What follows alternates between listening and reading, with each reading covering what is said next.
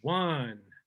Yo, everyone. Welcome to Filmmaker Mike and the boys. Joining me for this Zack Snyder's Justice League episode is Sequestered Jester. Hey, everybody. Kuya. Hey, just looking for haters right now. And Pinhead. What's up? Let's get into this shit. Oh, boy. Wait. I can't see any haters, man. Can you see any haters? Oh, they're out there. They're still out there. Did they pull a John Cena? No, don't do it. Don't do it. If you look hard enough, you will find them. It won't take too much. All I will say right off the bat, please don't tarnish Zachary Snyder's cut with Jonathan Cena's bullshit, please. Thank you. Zachary Snyder. We're not doing that. Zachary M.F. Snyder. There you go. That's his full name. Let's just keep it simple. Zack motherfucking Snyder. Yo. The Snyder Cut, guys. Oh. Yeah, my goodness. There's this, I don't know how to put it. There's something in the air that's changed over the last few days. So I'm just gonna say it from my perspective. Of course, I got to see it early on Saturday, and then we recorded on Sunday, right? Yeah, we recorded on Sunday, last Sunday, and I just basically shared with all of you what I thought of the film. Of course, is to be expected. Of course, that I would love it, and I knew I would love it because when you compare what we got from Justice League to what we're getting with the original vision, of course, for me personally, I knew I would love it. But when I was talking to you guys about the film, you guys have not seen it yet. I didn't want to spoil anything. You guys didn't want to hear any spoilers, except for Kuya. I did. Asked a few things on via text. But hey, you know what? Like, there is just something in the air and on social media. Like, this is so if you guys, for those who are listening, I don't necessarily have a sports team. It used to be the Lakers when Kobe was playing, you know. But ever since Kobe left, I was like, I mean, I'll watch basketball, I'll watch football. It's fun. I think it's cool. But I don't have a sports team. My sports team is the Justice motherfucking League. And when this film came out in 2017, man, it was a huge L. So, you know, I told my wife, like, you know, I'm not crazy on sports, but this is my sports. And I'm rooting for the underdog. And right now, the last few days since this film debuted on HBO Max and everywhere around the world, it feels like we just won the championship.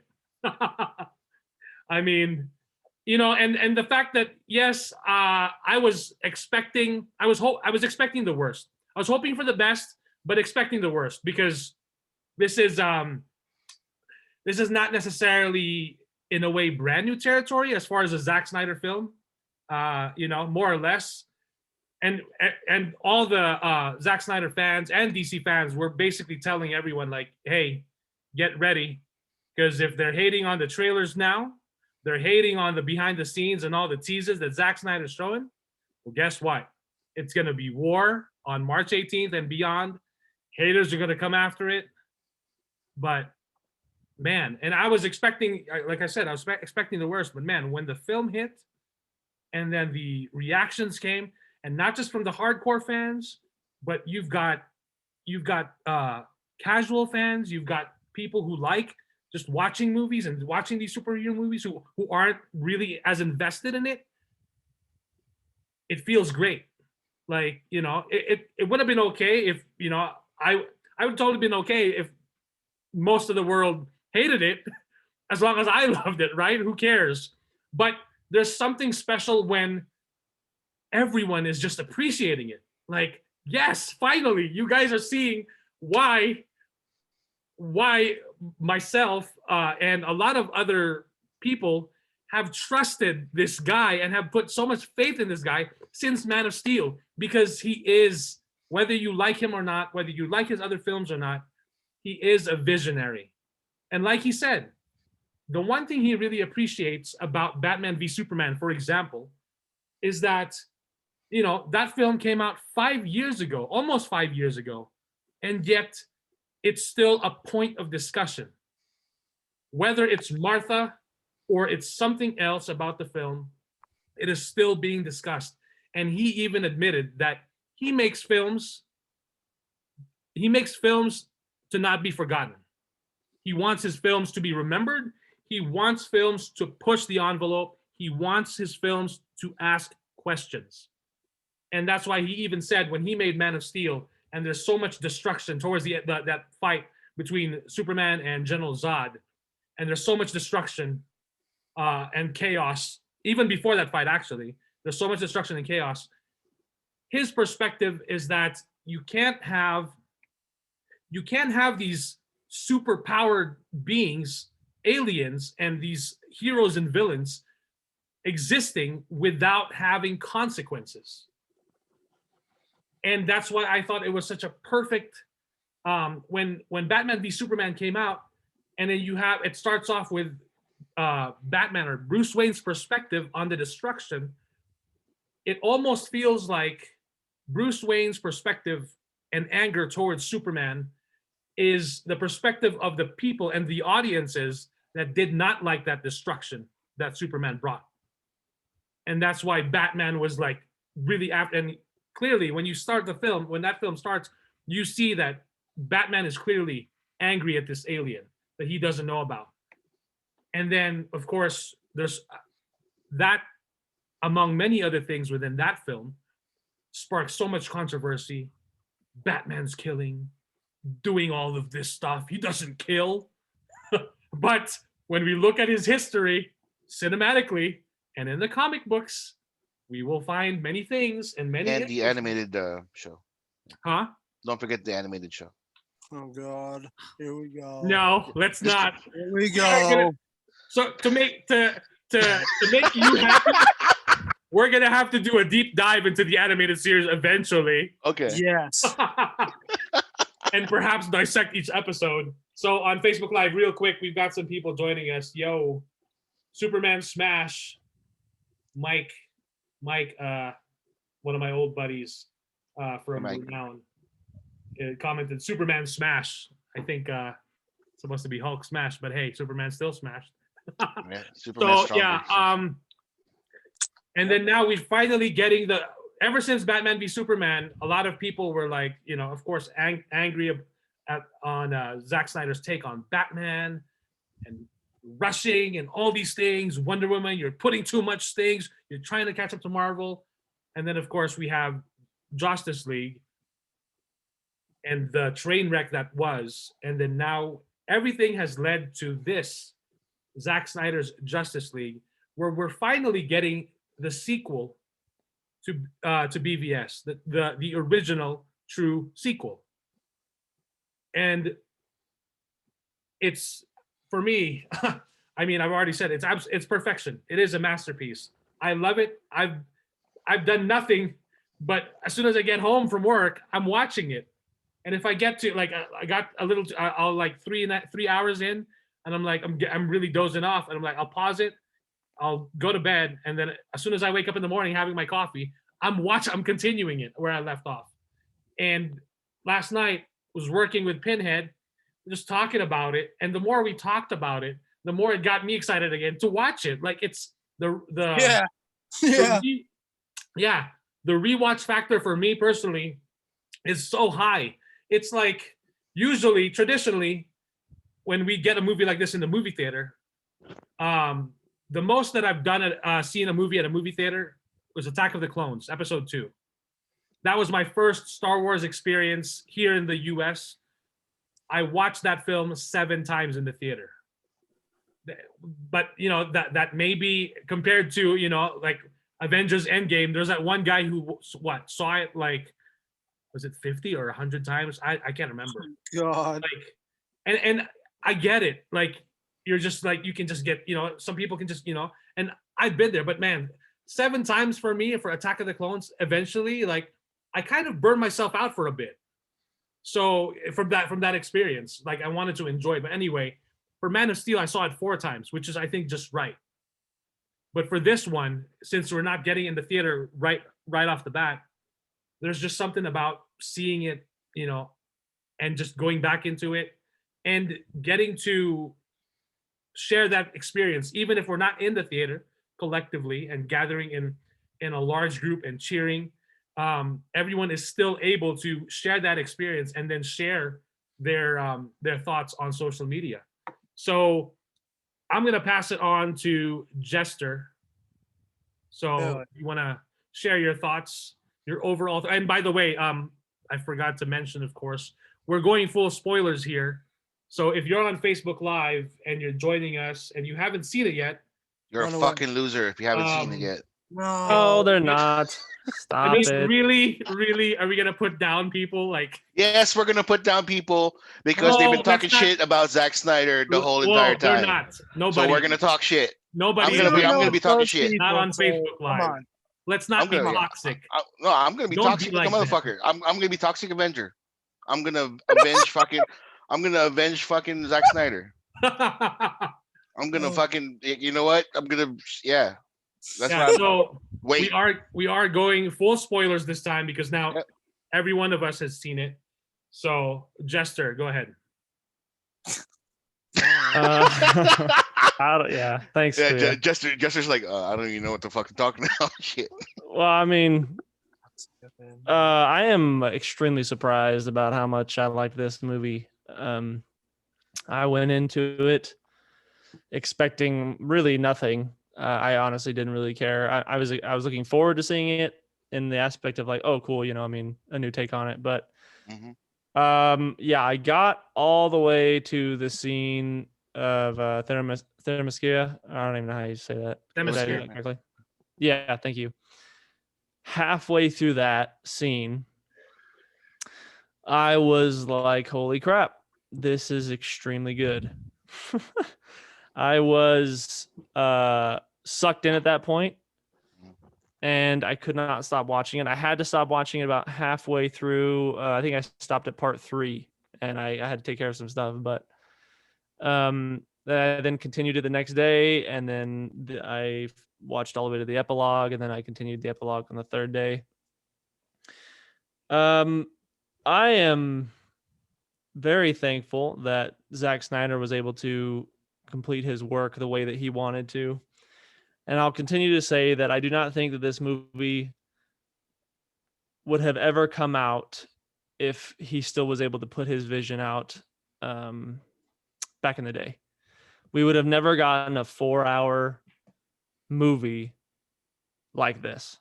So with all the struggles that he had and that he went through, and COVID happening and shutting down theaters and making things difficult, HBO Max coming out with the Iron Fist, it gave him the opportunity to show us something that he really could make an incredible movie. He just needs, I mean, it seems like he just needs 3.5 hours and he can make it a really amazing movie. I hope and pray we get a sequel now, because there's no way you can make it that good of a movie for me and then end with a cliffhanger and then just go, well, we're not going to do a sequel. It's like, man, I really hope that's not true. I hope we get a sequel. Man, I don't know. Like, we could start diving into topics if you'd like, Mike, and So, where you want to start. Real quick, just to add to what you mentioned earlier, he had a live stream with I think it was Man versus Game on Twitch. Yeah. And I checked it out for a bit, and Joe Manganiello was also there, who plays Deathstroke in the film. And Zack Snyder did mention that when he was making Justice League,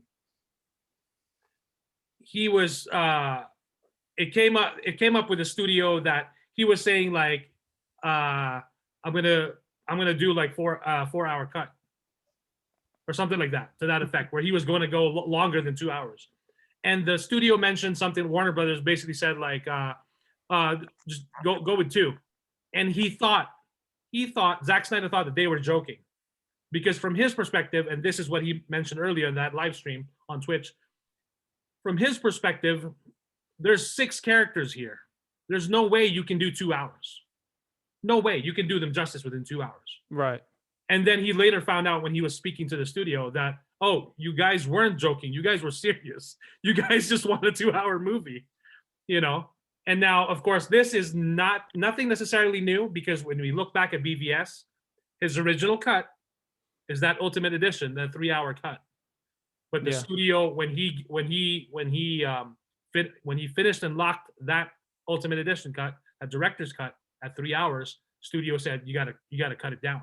So he cut it down to 2.5 hours, and that's what we got theatrically, right? And then, of course, when the Blu-ray and the DVD came out and digital, there's the Ultimate Edition, and everyone was saying like, "Oh, it's so much better." But then, of course, the people who already hated the film, their rationale was like, if the movie wasn't good theatrically at 2.5 hours, it's not going to be better with 30 more minutes. That was the general rationale, the general, you know. And Right. okay, I can see that perspective, sure. But for me personally, yeah, it added more context, right? So now, and then of course you're saying now we're hoping that we get a sequel. Mm-hmm. And a lot of people are saying, there's even some people who are saying like, well, it's too bad we're not going to get a sequel. Which, I mean, it's really 50-50 at this point. Well, let me make this clear. Hmm. It's not 50-50. Not gonna make it. It's 99% guaranteed. You know why? We got this film from the entire movement of fans Right. who never stopped. Now we've got more fans because, like you, Jester, you want to Mhm. see that sequel. So this is my call to action for you and everyone else who's listening. If you enjoy this film and you want to see Justice League 2 and 3, you gotta join the movement and just basically the hashtag, you know. Now right now it's hashtag restore the Snyderverse, you know. Mhm. That's the hashtag, and that's why like I'm surprised that some people on social media are saying, well, it's too bad we're not going to get the sequel or the part 2, we're not going to see the story end. And I'm like, you guys know that Zack Snyder purposefully put that nightmare sequence in there. He purposefully filmed that sequence that's the only thing that he filmed additionally. That nightmare sequence. That's the only thing.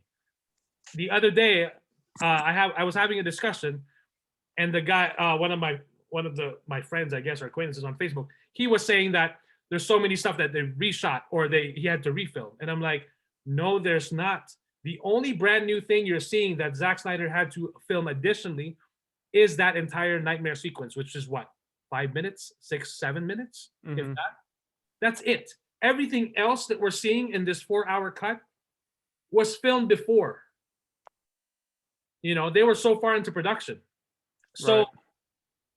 again, going back to my point, there's no way that he added that in there just to tease everyone. And he's publicly said on some interviews, even leading up to today, that he's more than willing, as long as they give it to him and let him know, like, hey, we want you to continue this story. So now it rests on us and everyone else to watch it, of course, legally, because there are those people out there, as soon as it hit the pirating sites, let's go watch the Snyder Cut. You know, I mean, those views are not going to count. Mhm. And HBO Max, Warner Media, AT&T won't see those views. And in case anyone's listening and they did pirate the film, I now challenge you to watch it legally, whether it's on HBO Max in the US or wherever. I think it's HBO Go in Asia or everywhere else internationally. Watch it legally at least once, at least once, and make that view count. And unfortunately, there are still some countries that don't have access to it. But hey, I mean, HBO Asia crashed. HBO Go in Asia crashed because of this. HBO Max in the US crashed. Supposedly, it also crashed possibly just for a bit because they were more than well prepared. But you know, the fact that it's crashing the servers and the reaction and the overall reception is just overwhelmingly positive for the most part, that says a lot. So again, if you guys, you know, if anyone wants to see this continue, you guys just got to join the movement, and it's simple. It's just that hashtag restore the Snyderverse for now, as far as we know. That's the, you know, that's the current hashtag. It could change later on. I will update you guys, but I'm very hopeful that it can and it will happen. I'm really hoping by Monday we get an announcement from HBO Max and Warner Media that, hey, we're going to continue, you know, because I mean, this is the Pinhead and I were talking about this. This is the one true massive streaming event spectacle. You know, last year we had the opportunity, Disney Plus had the opportunity with Mulan, but of course they needed to make some money for $30 extra, you know, right? And but then with HBO Max for $15, if you have at least one other person with you who's watching it, that's $15 for two people. That's actually a cheaper movie ticket, right? It's about $7.50 each. I remember the good old days when movie tickets were $5.50, $5.25 on a matinee, and you could have gotten three people for $15 at least. But again, you know, for $14.99, if you've got a family, or if you've got 4 or 5, if you have a watch party or whatever, you're getting your money's worth for $15. And the fact that you can watch it over and over for at least a month. And this is just the Snyder Cut.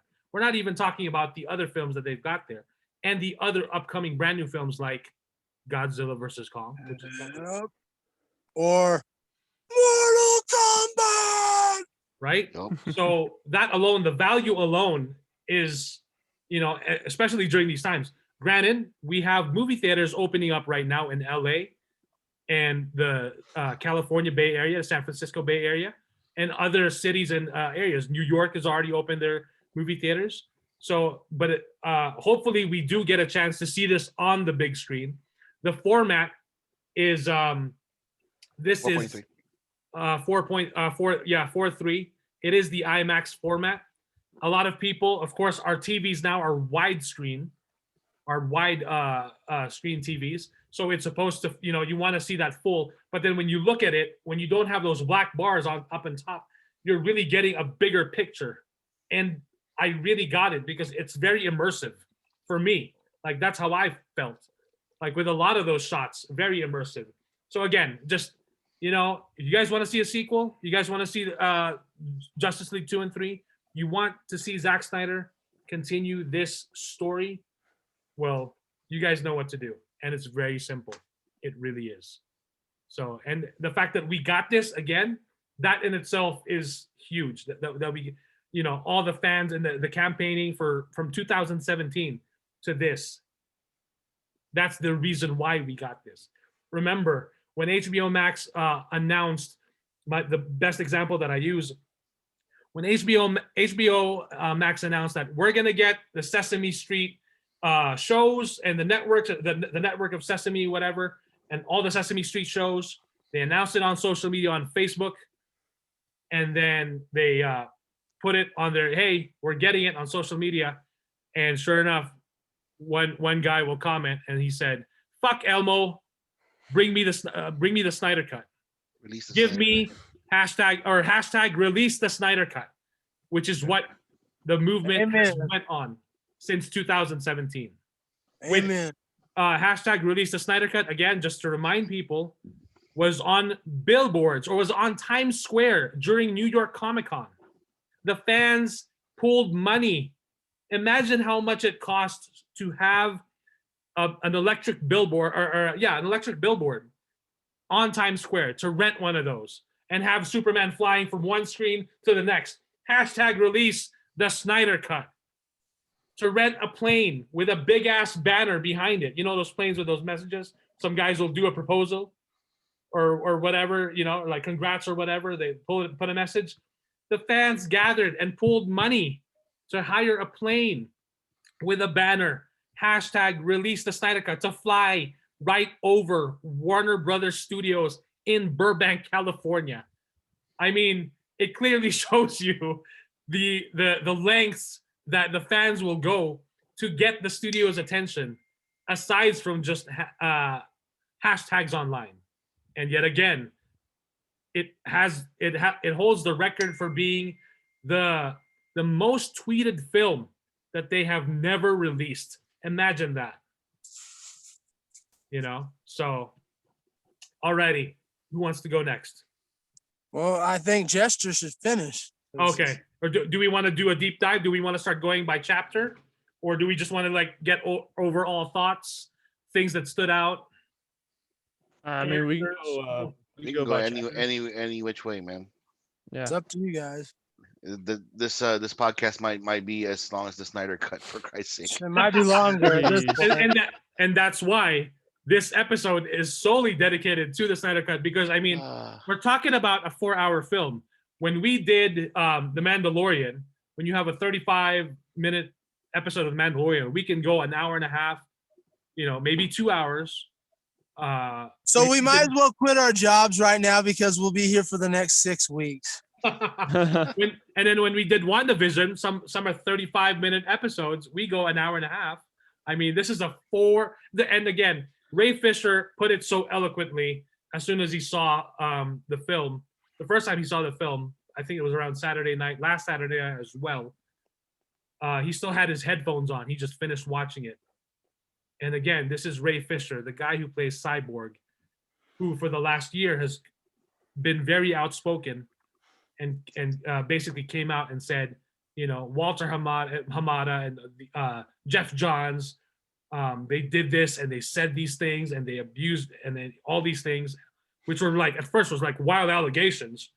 But now people are realizing that he was genuinely robbed because Zack Snyder gave him a platform to create this character. Yes, you have the inspiration of Cyborg from the source material, from the comic books, from Teen Titans, and then from the cartoons. But of course, this is a different performance. And my God, when you see Cyborg really is the heart of this film. When you see his story, it's so well done. And anyway, he basically said, this is a feast. This film is an entire feast, and there's so much to chew on. So we got 6 chapters, and then of course the epilogue. Part 1 is Don't Count on It, Batman. And then part 2, The Age of Heroes. Part 3, Beloved Mother, Beloved Son. Part 4, Change Machine. Part 5, All the King's Horses. Part 6, Something Darker. And then, of course, the epilogue, A Father Twice Over. And remember, when they initially announced this last year, the plan was to go and release them by chapter originally. And then somewhere along the lines, because if you think about it, if they were to, the plan was to release it in 4 chapters, 4 1-hour chapters. But now we have 6, 7 parts, including the epilogue. So can you imagine if we got this in those parts, 1 a week, where we're waiting? Would you guys have preferred that, or would you prefer this, the 4-hour, and then you go as you wish? You go, and that's the best thing about it, I think. Zack Snyder even said, you can go the 4 full hours. The hardcore fans like myself, I went 4 full hours, didn't stop, just kept going. I've been waiting for this since 2017. So you bet I'm gonna enjoy it. I'm gonna savor it, and I'm gonna keep savoring it over and over again, which is what I've been doing. So what do you guys think? Do you guys like that we got all the 4 hours?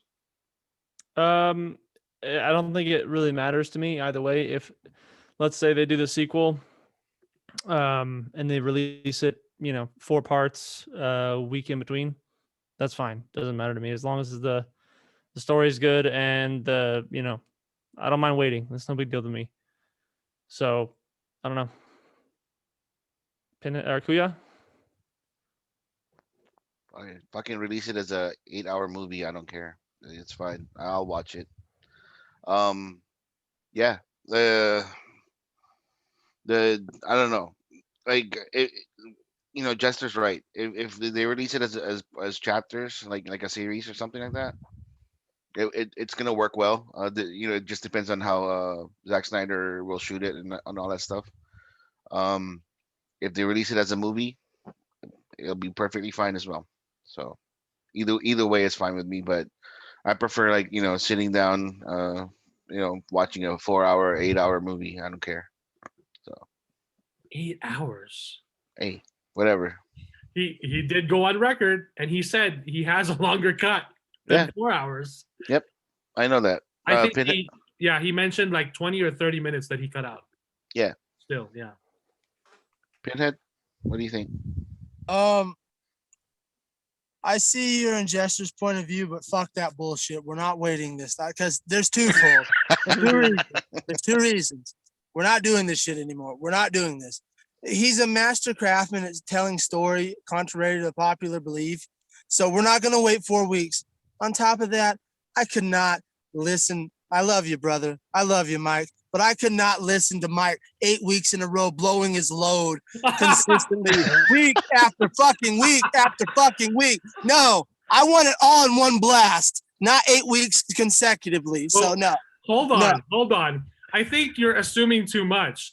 Do you think that just because this movie is out now and we're doing this episode, do you think I'm going to stop talking about the Snyder? I don't think so. No, I don't think so. No, what I'm saying is, it would be even more elongated if it was an 8-week endeavor, because that 8-week endeavor would be 8 years, and I don't need 8 years of goo blasted into my ear. So I would just rather get it all out of the way for this whole year, like the COVID shot and the COVID pandemic, and get it all down my throat, I'd rather get the cock sucked right off the bat than have to do it for 8 fucking years. I'm not going to do that. So no foreplay. Fuck the foreplay. Fuck the foreplay. Just do it. We've had to have foreplay for how many? This is going on quite a few years now. From Man of Steel, we've had enough with the foreplay. I ate your pussy already. It's time to put out, baby. It's time to put out, baby. No more waiting games. It's time to put that pussy out. Oh my god. But yeah, fuck all the waiting. Speaking to that, also a lot of fans, or some have expressed on social media before the release, when those trailers were coming out, or those character spots, those quick little 15-second, for social media. A friend of mine has said I can't wait till the Snyder Cut is done so we can get over this, and I'm like, and I basically replied with Dr. Manhattan, saying it never ends. This will not end. This will only continue. And as you can see, rightfully so, it will continue. So any other general thoughts before we deep dive into this? Pinhead, what do you think, man? What do I think about what? No, the general thoughts on the movie. On the film, the 4 hours. For me, I like it because I'm a type of guy, and this isn't going to be for everybody, especially, and we'll get down the line when we get into the deep dive, and when we get into my grandmother's perspective of it at the very, very end, when we finish this podcast in 4 weeks. I will say right off the bat, without getting too deep into it, I'll just say I really enjoy this because these are my type of films. I like these slow burn, long movies. I like I've said before many times off air, I've watched Apocalypse Now, which is only 20 minutes shy of this film. I've watched it 85 times. So this is cakewalk shit for me. This is watching this 4 or 5 times. This is child's play compared to what I've done with Godfather 1 and 2, Apocalypse Now. I've watched Scarface 70 times. This is child's play to me as far as the length. So everybody go, it's too long, and I wish it. Like that's crybaby shit as far as I'm concerned because I live off of this. I live off this slow burn, great storytelling material that takes. I don't give a fuck if I had to sit here for 4 weeks and get fired from my job. I would have done it. That's how dedicated I am to slow burn movies. So all you guys out here going, that's fine, but you'll dedicate, 80 hours on World of Warcraft or some other bullshit that you're playing on your PC. So make that make sense. That's my overall thoughts anyway, and I'll say this right now, right off the bat. This isn't just my opinion. This is my grandmother's opinion, and she didn't even see it. But just judging by her opinion, this is leaps and bounds better than the Joshua Whedon cut. So, fuck them. Let's go. Joshua Whedon. Let's go. All righty. Yeah. As far as the 4 hours, initially before the release, a lot of people were saying like, I don't like Snyder's films. What makes him think that I'm going to watch 4 hours of his film? But people have turned around because when you watch the 4 hours, when you start the film, of course, I'm speaking as a hardcore fan. I never got bored, but now you're seeing other people as well. Like it moves, the film moves, and it does a slow burn, but it never gets boring. And I will say, not to interrupt you, but I will, as we talked off air, like we said, it is a slow burn. However, like I was talking to you as we were, riding home, it's very addicting real quick. You get that, I'll watch an hour, I'll watch a half an hour of it. And then you keep going, I'll watch another. And then it gets really addicting. That's why that slow burn turns into you're chasing the dragon. So right. And also Kevin Smith, who got his access code like a week ago, he got it like on a Friday night, and he said, I'll watch it tomorrow. And then he thought, you know what? I'll watch an hour before I go to bed. Mm-hmm. And then he ended up going to bed at 5 a.m. He finished it. So imagine having the mindset of like, I'll watch 30 minutes of it. I'll watch an hour. And then you end up finishing the 4-hour film before you. It was the expectations of Whedon's craptacular theatrical release. That's what everybody's right. They're assuming is going to be like that. Oh, Zack's just going to add a couple of things here and there. Yeah. I mean, I can't speak for him, but I'm. Didn't you have the similar experience, Jester? With you didn't finish it, but you were getting damn close. We're gonna keep going and keep going because I kept hearing you keep pushing and pushing. Yeah, I had to force myself to stop both times. Yeah, exactly. Yeah. So, because like Wow. there like I was literally gonna be like, I'm only gonna watch an hour, and then I go to like pause it, and I see that there's like I hit like 47 minutes. I'm like, it's not good enough. I'll watch a little more. I mean, like, where's a good spot to pause in the there's whole not, 4 hours, there's right? not. That's Yeah, the not a whole good thing. spot. Yeah. Go ahead. No, well, just the general overview of how I felt. Like, the first time I saw it, I was like in the middle of work. Actually, I was working remotely, and I was watching the Snyder Cut. I wasn't paying attention to what I was supposed to do, so I was just like looking at the Snyder Cut. I was just like this, like I was just going, eyes to my computer, eye to the TV, and then like there was a point in the movie that I was just like, you know what, I'm just gonna mute my, I'm gonna mute my Customers. my microphone. I'm gonna just focus, just pretend I'm like looking at paying attention intently at work, but I'm gonna watch the movie. So I did. I was just like this. I was like this, and I was just like stopped and looking every so often like this. But for me, this is vindication, and that's for me. That's the perfect word to attack or to explain what the Snyder Cut is for everybody. Vindication for Zack Snyder because the artist, the director, the visionary. He finally has, people have finally seen his movie. This is his movie.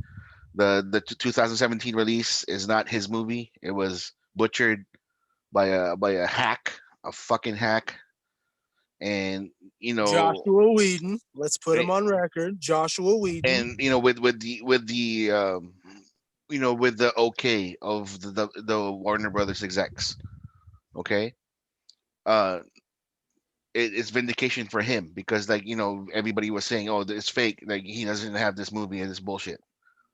As you can see, this is completely different from the theatrical release. It's vindications for all the people that supported him when they started to release the Snyder Cut. Um, Mike was one of the first ones that told me about the hashtag, and I was like trying to follow it and all that stuff. And everybody was, look, you know, I was like looking at to see what's going on. I thought it was just like a little fad, like, oh yeah, well, I do want to see the Snyder Cut, so I'll just, like, you know, release whatever.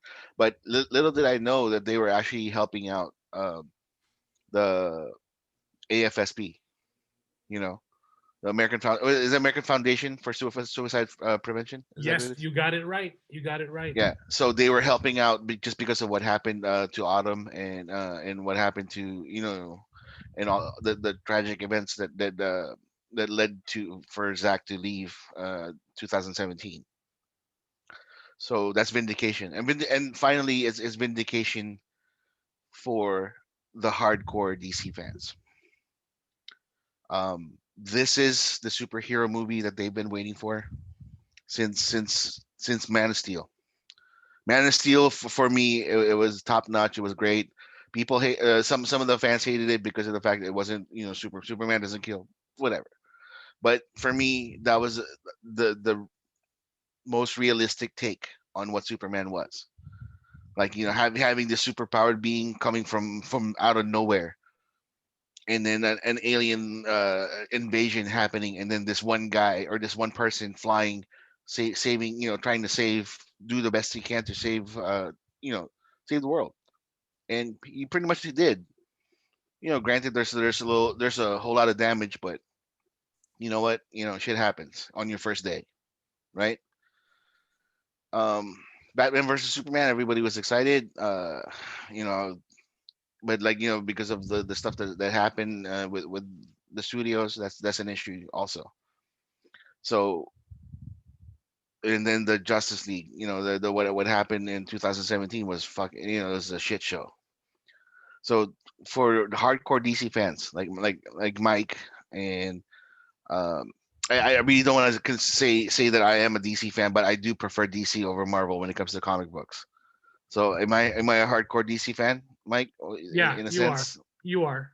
I I guess would I consider. am. Yeah. I guess I am. It's vindication for us just because of the fact that there is a good, you know, we there is a way for us to build a good story for you know, to watch, you know, as a movie. It's not just like, you know, it's not just following the Marvel formula. It's not just like going, you know, doing this, doing that, like, you know, adding dick jokes here and there. It's not it's not you know, it's not you know, like Disneyfying the the mythos of what superheroes are. These guys, like, when you saw the action scenes, these guys were fighting. These guys were battling. They were like destroying. Like, it wasn't like, oh, you know, oh, pose here, pose there, whatever. They were actually like doing a lot of damage. Intense, It hardcore. was very Bloody. intense. Yeah. Yeah. And that was great. You know, so it is vindication for Zach. It's vindication for the movement, Snyder Cut, vindication for the DC fans. Um, I do want to say that there was one exception, and it almost, like, I was gonna say this was a perfect movie. I really enjoyed it. I really enjoyed it. It was nonstop, like from the very beginning to the very end. I really enjoyed it, except for one thing, and I'll talk about it when we get there. Okay. Um, If we my ever get there. yeah, my wife yesterday, she was a little apprehensive because we had dinner, we had fun, and I said, "Oh, okay, so you ready to watch the Snyder Cut?" And she was like, "You know, love, I'm not sure. It's 4 hours. Like, I don't know." And I said, "All right, here's the deal. Let me let I'll have you watch 30 minutes. If you don't If you don't like it within 30 minutes, we'll stop. We'll watch something else. We'll go finish, because we're into what are you watching right now? Mindhunters, on Netflix. So we're watching that. We're binging that right now. So I told her like if she doesn't like the Snyder Cut, we'll move on and we'll watch something else. And she was like, okay, cool, deal. So she was all ready. So we were watching, and she was hooked by the time the Battle of Themyscira happened. And from that point on, she didn't care about the watch. She didn't care. Like she watched the whole thing with me, asking the questions, and I paused a little bit and I had to answer her questions here and there. She remembered some of the things that she saw on the Justice League on the 2017 cut, and I told you guys that she liked that one because she found it enjoyable. The 2017, she enjoyed it. This time around, she doesn't like that anymore. She likes this one better. Well, when you compare a filet mignon to I don't know what you would. To a Taco Bell taco. Oh, well, Jester. I mean, if you show that to Jester, I'm just saying, like, you're gonna compare like a porterhouse steak to like one of those like dirt cheap tacos that you get at a fast food restaurant. You know what I mean? Right. But in her defense, there was no such thing as the filet mignon at that time. So Oh, yeah. that was irrelevant. No. Right. She enjoyed. No, again, she did enjoy the 2017 cut. I told you guys. She was entertained. Yeah. She said she liked it better than the Avengers, and because like, she loves Wonder Woman. Wonder Woman is her jam. You know what I mean? So when she saw Wonder Woman kick ass in the first one, or in the first Justice League, I was like, okay. But then like this time around in the Snyder Cut, when she saw it and she saw that Wonder Woman is actually kicking more ass, she was just like, oh shit, I like this one better. So she was entertained, and I was glad. I was happy. I was very happy that she sat around for the whole entire 4 hours without any breaks, without anything. And I was glad. Yeah. uh, I told I put my thoughts, my first initial thoughts on in our private chat, and there's a little bit more to that now in that sense, but I yeah, this movie again, I'm not gonna say is the greatest superhero movie of all time that I've ever seen, because there's gonna be more coming in the future. But to date, But where does today, it stand? Where does it stand for you? I don't know, man. Logan is pretty good. Logan for me is a pretty good movie. Um,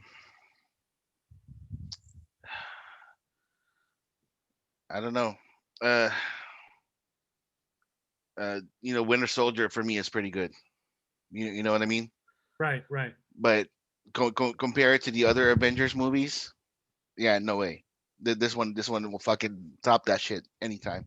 This isn't the Mickey Mouse Avenger movie that everybody's looking for. This is like the real deal. Like if people are fans of the Justice League, like the real heroes, like Superman, Batman, Wonder Woman, even the original stuff from the cartoons, from everything, this would be their jam. So yeah, I, generally speaking, yeah, it was good. I really liked it. So Yeah. So just to add, you mentioned the release, the Snyder Cut hashtag. So the guy that started that is his Twitter account is movies that Maher or that Maher, I think, something like that. Anyway, hashtag release the Snyder Cut was first tweeted on November 21st, 2017. yeah, that was after the movie came out. Yeah, The movie came out the film came out. Justice September? League was released November Was it November? 17. November 17. So the first hashtag release a Snyder Cut, November 21st, 18, 19, 20, 21. So just days after. And then the Zack Snyder's Justice League official Twitter account at Snyder Cut replied to that tweet, to that very first tweet on March 18, 2021, simply with released. Hashtag Snyder Cut. And man, there's So there's moments like this morning. One of my favorite scenes. I'm gonna just jump right into it now. We're gonna jump right into it. Finally, I mean, thank let, you. let, let's And Jesus. let's not go like step by step, like no, we don't have like to. describing. Like We're let's just talk gonna about jump let's just back talk and about the forth. movie. We're gonna jump with our favorite moments. But I feel Yeah. like there's all this buildup, of course, because we've been building up to this. So it's the experience is a huge part of it as well. So one of my favorite parts of the film is, believe it or not, there's not much action going on in this part. It's the part where they're in the Batcave, and it's set up in this film that the flying fox. I don't know why I think they should have just said flying fox, but Bruce mentioned to Diana it's a troop transport. He's trying to fix it. Alfred's trying to fix. They can't fix it, but when Cyborg arrives, he's like messing with it. So Bruce is telling Diana. He was looking, I think, at Barry Allen, at Flash, at Barry Allen, and he was Diana senses something's wrong with Bruce, and she's like, "What's wrong? What's the matter?" And Bruce is like, "It was I don't know if I had a dream or a premonition. It was the end of the world, and Barry Allen was telling me that Lois Lane is the key." And then Wonder Woman says, "She's the key to Superman." Something, and I think she adds something like every heart is. And then before you know it, he says something like, I don't know, something darker. And then Alfred is looking at a monitor and he just starts saying like, Master Bruce. And then before you know it, we're treated to a shot of the lake above, that's above essentially the Batcave. It opens up and then you see the water flush in, and the hatch opens, and then the music kicks in. The Junkie XL kicks in. It's essentially the theme of the movie, the theme song of Justice, the Justice League, and that glorious Junkie XL score. And then you see the team there slowly going up the platform, and then they're looking at the flying fox with them. That moment for me is just magical. And you see the smile on Flash's face. He's just looking like a dork, but he's smiling and he's just like, this is cool. And then Bruce Wayne tells Cyborg, you fixed it. And then Cyborg says, she's meant to fly, or she wants to fly, something like that. It's in our nature. And then Bruce Wayne tells Cyborg, yours too. And then he gives him a look, and he basically like he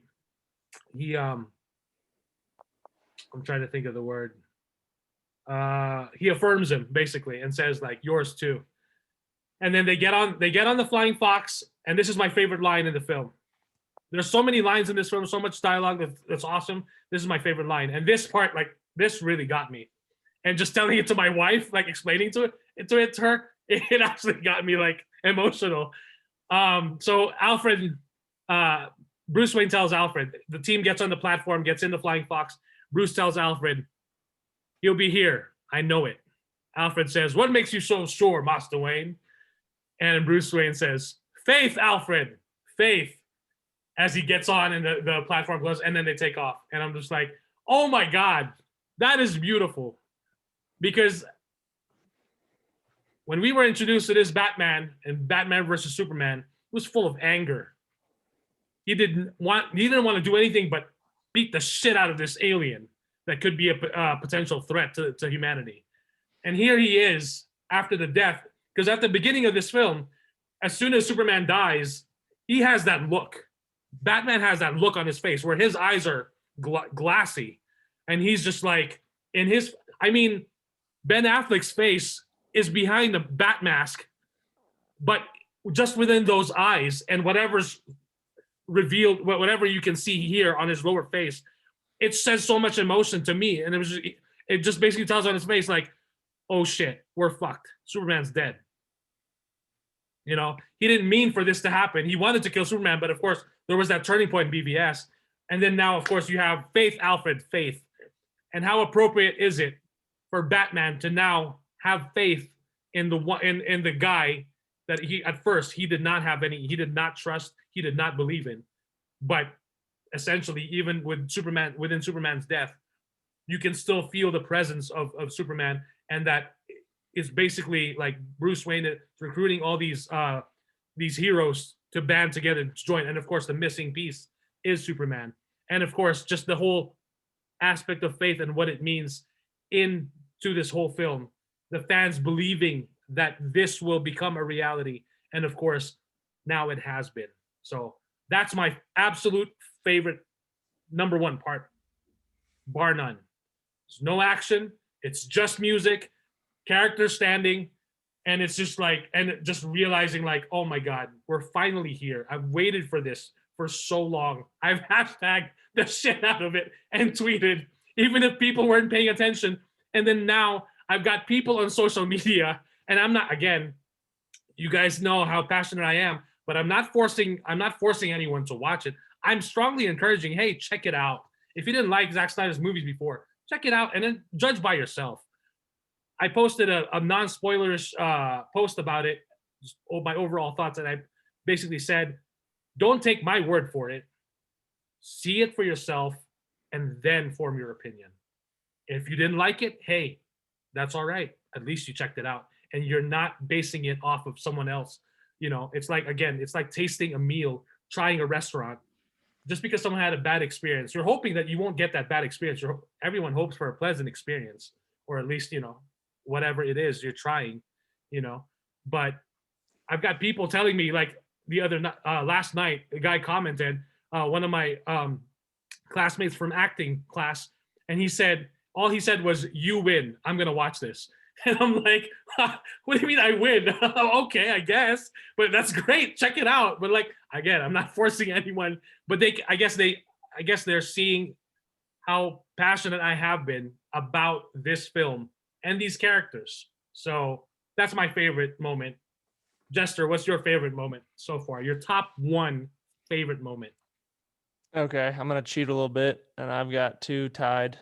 And ironically, they're both Flash scenes, because I say ironically because he was the character I absolutely hated the most in the Justice League, and it was hard because he's growing up watching the Justice League animated series. He was always my favorite. Him and Martian Manhunter. Wally West. Yeah, Wally West version. Yeah. So, like I was telling Mike the other day, this movie reminded me a lot of the animated series. As far as like homages and just quality, you know. So, but I'll get along with what I was going to say. So it's the scene where they're reviving Superman, and Cyborg has that vision of the future of what could be if they revive him, and he says no, and Barry just says go, and then he runs and he jump starts Superman.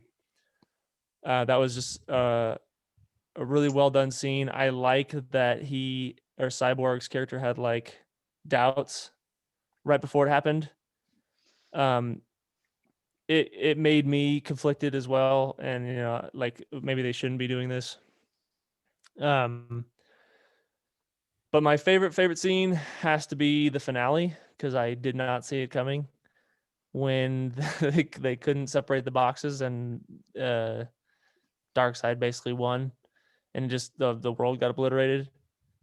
But Barry had to run faster than he ever had before, and change time, basically do it all over. Hey, Jester, remember that thing that I said about time travel? What about it? That's like unless a TARDIS, a DeLorean, or the Speed Force is involved, Right. time travel is lazy writing. Yeah. Yeah, this is great writing, isn't it? Well, this was really good writing. Yeah. Yeah. It was really good writing, because I was legit like, oh snap, like they lost. I was like, oh, so is this the cliffhanger? Like, is this gonna be are they gonna figure this one out in the second one? And then for him to do what he did, I was like, man, that was really good. So that's probably my favorite scene overall. The movie just had so many good moments. It's really hard to pick one. Yeah. Mike was saying, and I completely agree, this movie clarifies that Man of Steel, BVS, and Snyder's Justice League need to be watched as a trilogy rather than independent movies to have the cohesive story that, for crying out loud, I've been wanting for so long. As for DC, I want a cohesive story. So I'm thankful for that. And man, it was a good movie, man. I was expecting like, yeah, it's okay.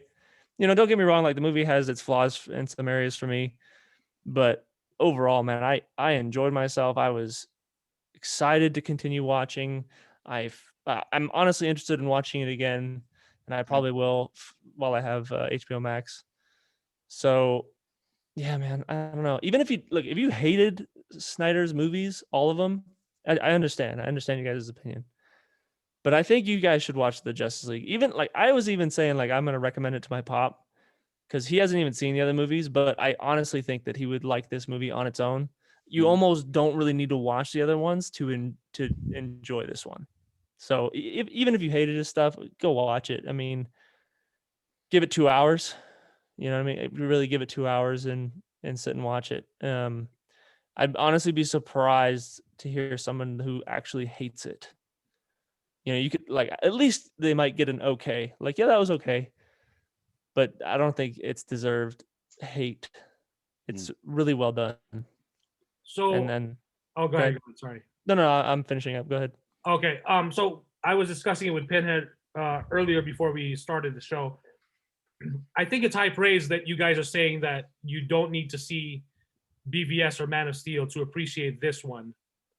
But I think for someone perhaps who has no background on these characters, I mean, yeah, people will know who Superman is.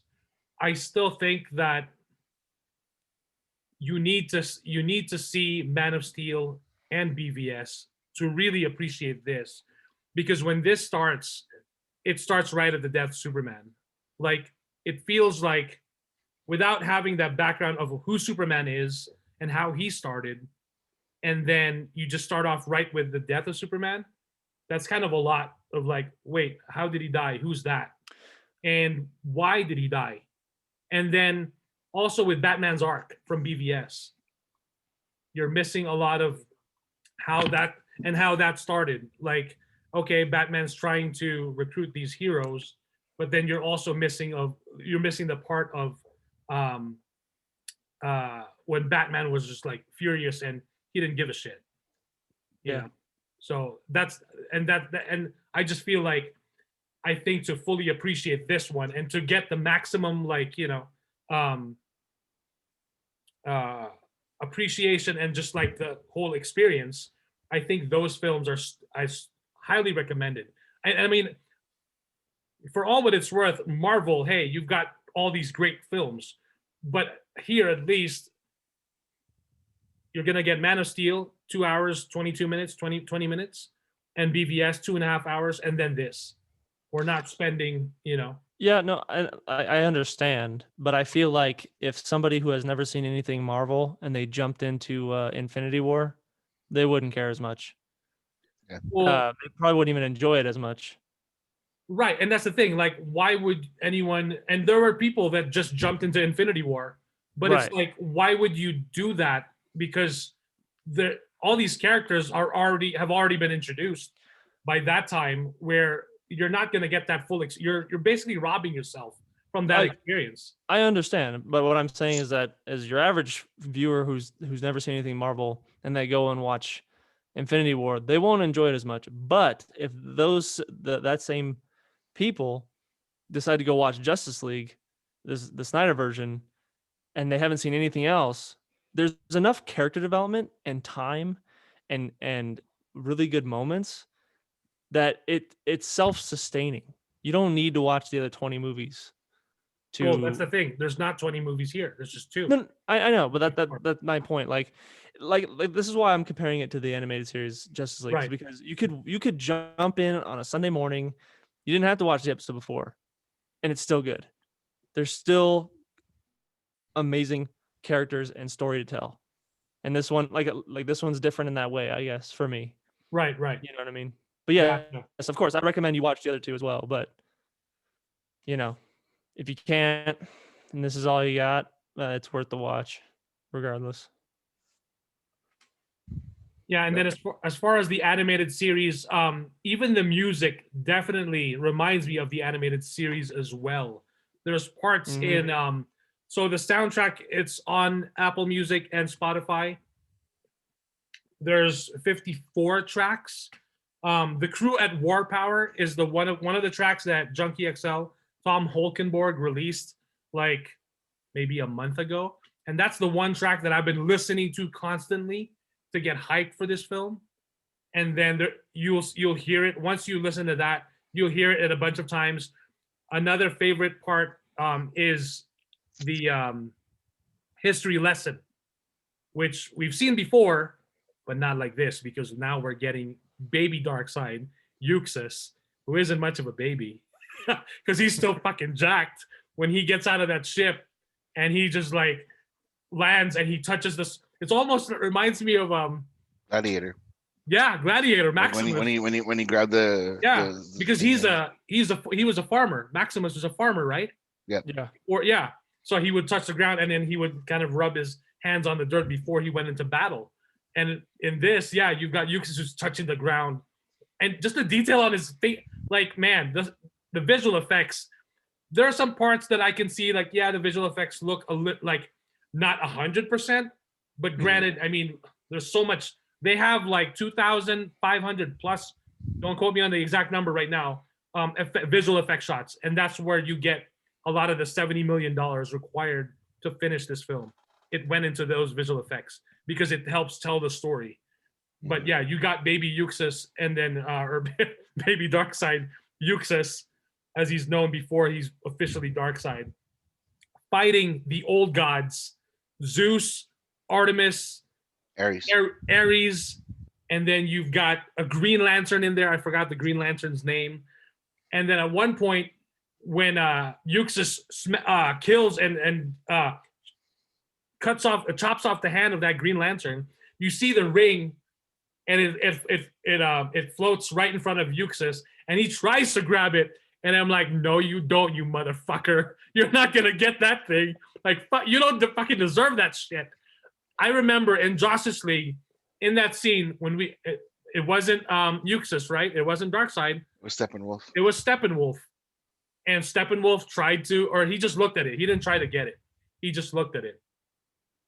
Okay. Can we talk about Steppenwolf, who here has more of a presence and sounds? So I found out Zack Snyder mentioned his name. I used to say Kieran Hines, or I think it's Kieran, not Ciaran. It's Kieran. The guy, he's from Game of Thrones. He plays Steppenwolf. He's the voice. You can hear his voice in Justice League, but you can hear his voice here, and it's on a different level. And so with Darkseid and Desaad, these actors, Darkseid is played by Ray Porter, and Desaad is just, man, just talk about dead-on casting. And again, this is another thing with Zack Snyder. Gal Gadot as Wonder Woman, Jason Momoa as Aquaman, Ray Porter as Darkseid, Peter Guinness is Desaad. And when he talks, like, there's a bunch of memes that's going around, and like, because of course we know that Steppenwolf is the uncle of Darkseid, and he's just trying to gain back favor to go back home. He just wants to spend Christmas with his nephew again. E.T. phone home. That's what he wanted to go. But Desaad says, you've betrayed him. You owe him 50,000 worlds. And I'm like, holy shit! What kind of a debt is this? Like, what the fuck do you want? Like, my God! And of course, that's what Steppenwolf's mission is to get the mother boxes, form the unity, and win back favor with his nephew, and go back home. Be able to go back home. So, what's your current favorite moment, Pinhead? Your top favorite? Any favorite moment or moments? I'll cheat like Jester did, and I'll give two. My favorite moment of the movie, and I have to say, is when, and I hate to admit this, it's a Barry Allen moment, when he smashes through the window and he saves Iris. Beautiful. the moment was so beautiful. Like when it was a little ruined with the fucking hot dog. Like we get it, we get it, we get it. This is the schmuck fuck shit. Like that's the schmuck fuck shit that I can't stand. But he does redeem it. But the overall, the moment, the song placement, which is very rare because unlike a lot of people, I can't stand Zack Snyder's musical taste. But this moment with the music, the motion, the way he filmed it, it was so beautiful. The way he looked at her and the way she looked at him. Mhm. It was a perfect, beautiful moment. It was far more emotional than anything you'll get from the Arrowverse, you know, Barry Allen, Iris Russ, but that's a subject for another day, you know, as we say. But that was a beautiful moment, even with the little bullshit hot dog grab, you know, or you put this. We get it. Well, You know? it was gonna hit Iris in the face. Yeah, that's true, but you know, Like if it was- he's right. Oh, sorry. He was probably thinking if there's any hot dog, it's gonna hit her It's face. gonna be my hot but dog. Not that one. We're gonna introduce her to the Speed Force. You know what I'm saying? but the follow up when he ended it proved that wasn't on his brain, you know. Yeah. Right, It right. You know, was, but it was a finesse move. I will give him that. To get the job, it was a finesse move, so I will give him that. But that's not the point. The overall, the beauty, and then when he like laid down and went back, and they looked at each other after the Speed Force was done, and she was like, "Oh fuck," because she was already eyeballing him, and he was eyeballing her through the Yep. whole scene. They're like, "Man, we don't need to go into that. We know what they were doing."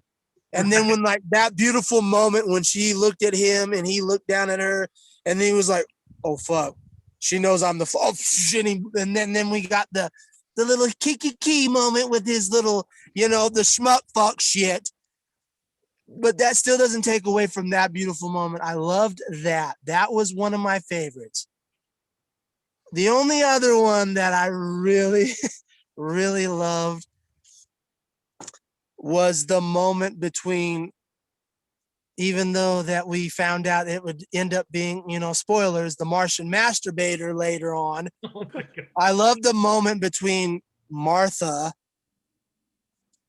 and Lois. That moment was beautiful because we understand what the Martian masturbator was doing with that, you know, getting her into the real, but the moment before that reveal, that moment with Diane Lane and Amy Adams, it was beautiful because we got down to real bare bones of why these women love this God. And we really break down critical moments of not only why they love them, but how it's built them up as better women. Mhm. Like I've said before, and we'll get down to it, there's very, very, very strong female character development here, and it's beautiful. And this is one of the main scenes that hits home with that. We see it with the Amazonians and everything else, but this is one of my favorite scenes right here. Even though, you know, like I said, the Martian masturbator reveals himself there. It's still one that moment between Lois and Martha was my favorite. But if I had to pick, it's the Iris Barry Allen moment, because that moment was just beautiful, and there was no bullshit behind it besides the, you know, the hot dog. There was no real that was genuine. There was no fake reveal of a Martian masturbator coming out and doing the like that moment was that moment. So I'll call it right there. That's my favorite moment because it was so beautiful. Like it was genuine. It was flawless. Excluding the hot dog, it was flawless. So that's my favorite moment. So when I talked about the film on the last episode, and I did not talk about spoilers, but I did talk about that scene. That's the scene that got me tearing up with tears of joy for whatever reason, because it was so beautiful. And that song, I'm not to interrupt you. I'll call it right now. I'll admit it right here. I had a little tear come down because it was beautiful. Right. Because you get into, I don't want to get down that road, but we get into the interracial stuff and we get into, and it's not forced. It's beautiful connection. It's just about two people connecting with each other in this moment where, like, even a fucking soulless piece of garbage like myself, if I can feel it, then if you don't feel it, you have to be a fucking serial killer, because a soulless piece of shit like myself felt that. There's no way you couldn't have felt that moment where you were looking. It was just two people connecting, period. It had nothing to do with race, gender, or nothing. It was just two people connecting hand in hand, and it was beautiful. Right. So when that scene happened, first off, that scene starts and he's late for his job interview at the pet store. And I was telling Julie, like, how the fuck is this guy late? He's a Flash. How is he late to this job interview? And he's like making up all these excuses, and like he brings out his resume, like what the French say. I'm like, but that's that smut fuck shit that I'm talking about. Which I don't mind. No, this is the thing that my wife noticed. Like there were like a lot of like, you know, like kind of corny ass joke things that happened in the movie, but for her it wasn't cringy. It was just like oh yeah, Barry's so nervous that he had a quip of it's French for resume. Very natural. Very. It was a thing. And I agree with that, because if we go back a couple, you know, that's one of the main complaints with my drinking game, why we had that rule, because in the Joshua Whedon cut, it was so egregious to where you were like, this motherfucker's he's a cringy dork. How can we get behind this? Here, yes, he had cringe. But however, it was cute. It was cute. It was, you know, as my grandmother was saying, it was adorable, kind of cute, you know. There you go. See, it was cutesy. It was, and not only that, it was toned back. It wasn't complete. Oh God, why are you doing this? It was, okay, I get why you're doing that. It's tightened. It's very tightened into the where, okay, you know, it's not cringe now. It's just he's awkward, and that's what he should be. He's a young man. He should be awkward. It's the schmuck fuck shit that I can't stand, and that's that cringe shit. But they pulled that back, and that's why I like this cut. And that goes with, and it shows in that Iris, like I said, that Iris Barry Allen meeting. Like we pull back from that. I have no problem with him being awkward. He should be awkward. He's a teenager, for crying out loud, for the most part. I mean, he's a young man. What is he, 22 at the most? I think he's like 25. Okay, fine. You know, he's still a young man figuring this shit out. So I get him being awkward. It's the schmuck fuck cringe shit that I hated. And they pulled that back because, you know, unlike Joshua Whedon, Zack Snyder can actually tell a story. So right. And so going back to that scene, when I first saw that, when I did my second rewatch, I would ask Siri, hey Siri, who sings this song? And I'd let Siri listen to that song. She could not find it. And I'm like, oh my God, what's that song? I want to listen to it without having to watch the, you know, like the scene over and over. I just want to listen to the song too. So when the soundtrack was released on March 18th, it's the first track there, and it's called Song to the Siren, and it's performed by Rose Betts. And I mentioned like Rose Betts, I tagged her on Instagram, and I basically said, I can't stop listening to this song. Yep. And she liked it. And she's an up and coming singer, if I'm not mistaken. If you look at her Instagram, she doesn't have a huge following yet, but now after this, she obviously does. So on Twitter as well earlier, someone tweeted, this scene deserves much more love. And it's the scene of when Barry saves Iris and he meets her. And then I replied and I tagged Rose Betts because so this is Tusif Ashraf. So he tweeted about that, and then I tagged Rose Betts because he didn't tag her yet. So I tagged her and I said, at Rose Betts Music, incredible vocals elevates the already perfect visuals. And I said, bring on hashtag the Flash movie, hashtag Barry Allen, hashtag Snyder Cut. And then she liked it, which I thought I got excited over. But yeah, when he grabbed the hot dog, I just thought like he grabbed the hot dog because he was gonna get a snack. Yeah. So did I. In the Justice League, I mean, he just says he's like a snack hole. When Bruce Wayne picks him up, he's eating that pizza because I mean, it makes sense if he burns so much calories, he's running literally fast at the speed of almost at the speed of light, that he has to constantly his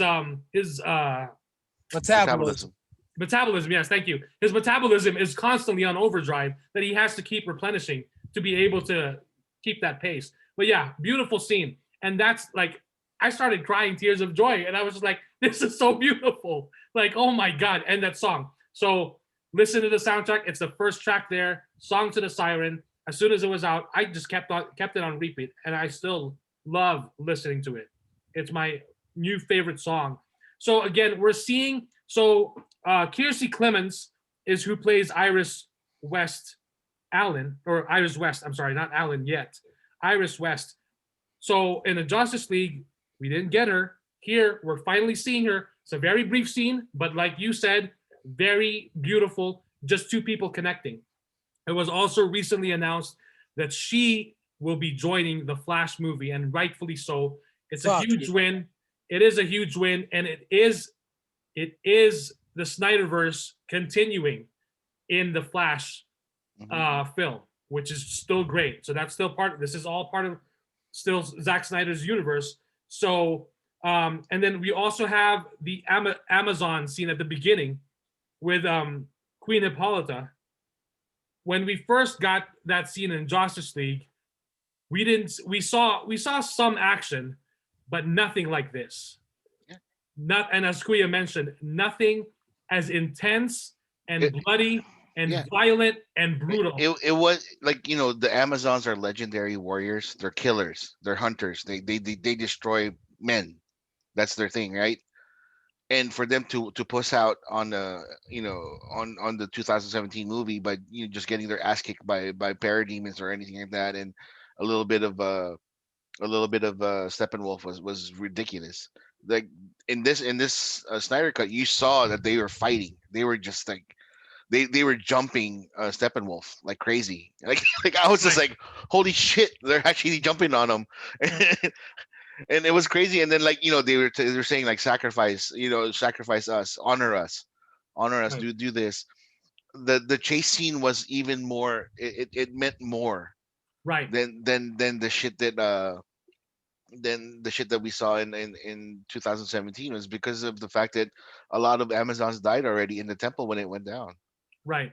And then so when the parademons and Steppenwolf jumped up and went after the other people, like Queen Hippolyta was like, oh shit, we got to help him out. So and then the chase was happening, and then it was brutal. Right. Like we never saw Steppenwolf like flex and destroy the arrows, snap the arrows. Yeah. Yeah. We never saw him like grab all the reins of the horses and threw them like a sack of potatoes. Yeah, pretty much. And that was awesome. Yeah, and then before that, when he arrives through the boom tube, and he says like, "I will delight in your fear," and then Queen Hippolyta, Connie Nielsen, is just like, "Amazons, show him your fear." We have no fear. We have no fear, motherfucker. That's all. And then like all of a sudden, pew, pew, pew, pew. Yeah. Beautiful. And by the way, here we're seeing diverse, strong, powerful, beautiful Amazons. Beautiful women, yeah. In Justice League, if I'm not mistaken, we did not see very diverse Amazons there. But we know for a fact in that Wonder Woman film, there's when that film starts on the island of Themyscira, strong, powerful, confident, diverse Black Amazons, different skin-toned Amazons. In Justice League, I believe they were cut. You don't see Black Amazons, if I'm not mistaken. Don't quote me on that. I now feel like I need to just rewatch that scene just to confirm. So I may have to do that. You're actually gonna watch that again? Yeah, I'm gonna do it for research. Research for the podcast is damn. Well, Joshua you better grab your drink and start drinking. Right? I'd be like, guys, come on, let's drink again. That twisted tea, baby. Yeah, that's Twisted Yep. Tea. There you go. So yeah, and then we're getting new characters that we didn't see in that Justice League cut. We get oh my gosh, I'm blanking on Ryan Choi, who is working with Silas Stone, Cyborg's dad. Yeah, Ryan Choi becomes the Atom, and we also find out Zack Snyder was basically using the actor Kai Zhang to set up a possible the Atom film, and he even suggested to Warner Brothers, you can do a film set with an Asian cast. Granted, had they gone with that, they would have had an all Asian cast in a DC superhero film way before Shang-Chi. Or Shang-Chi or whatever. But of course, Warner Brothers, in all their mighty wisdom, people keep saying, for the longest time, people would say DC needs a Kevin Feige. No, DC doesn't need a Kevin Feige. They have a Zack Snyder. And if they fucking listen to this guy from the get-go and just let him do his thing, holy shit, can you imagine what a world of a difference it would have made had we gotten this? And granted, yes, this is the perfect storm of what happened now. But just imagine if they just let him do his thing. Maybe it wasn't a 4-hour cut of Justice League back in 2017.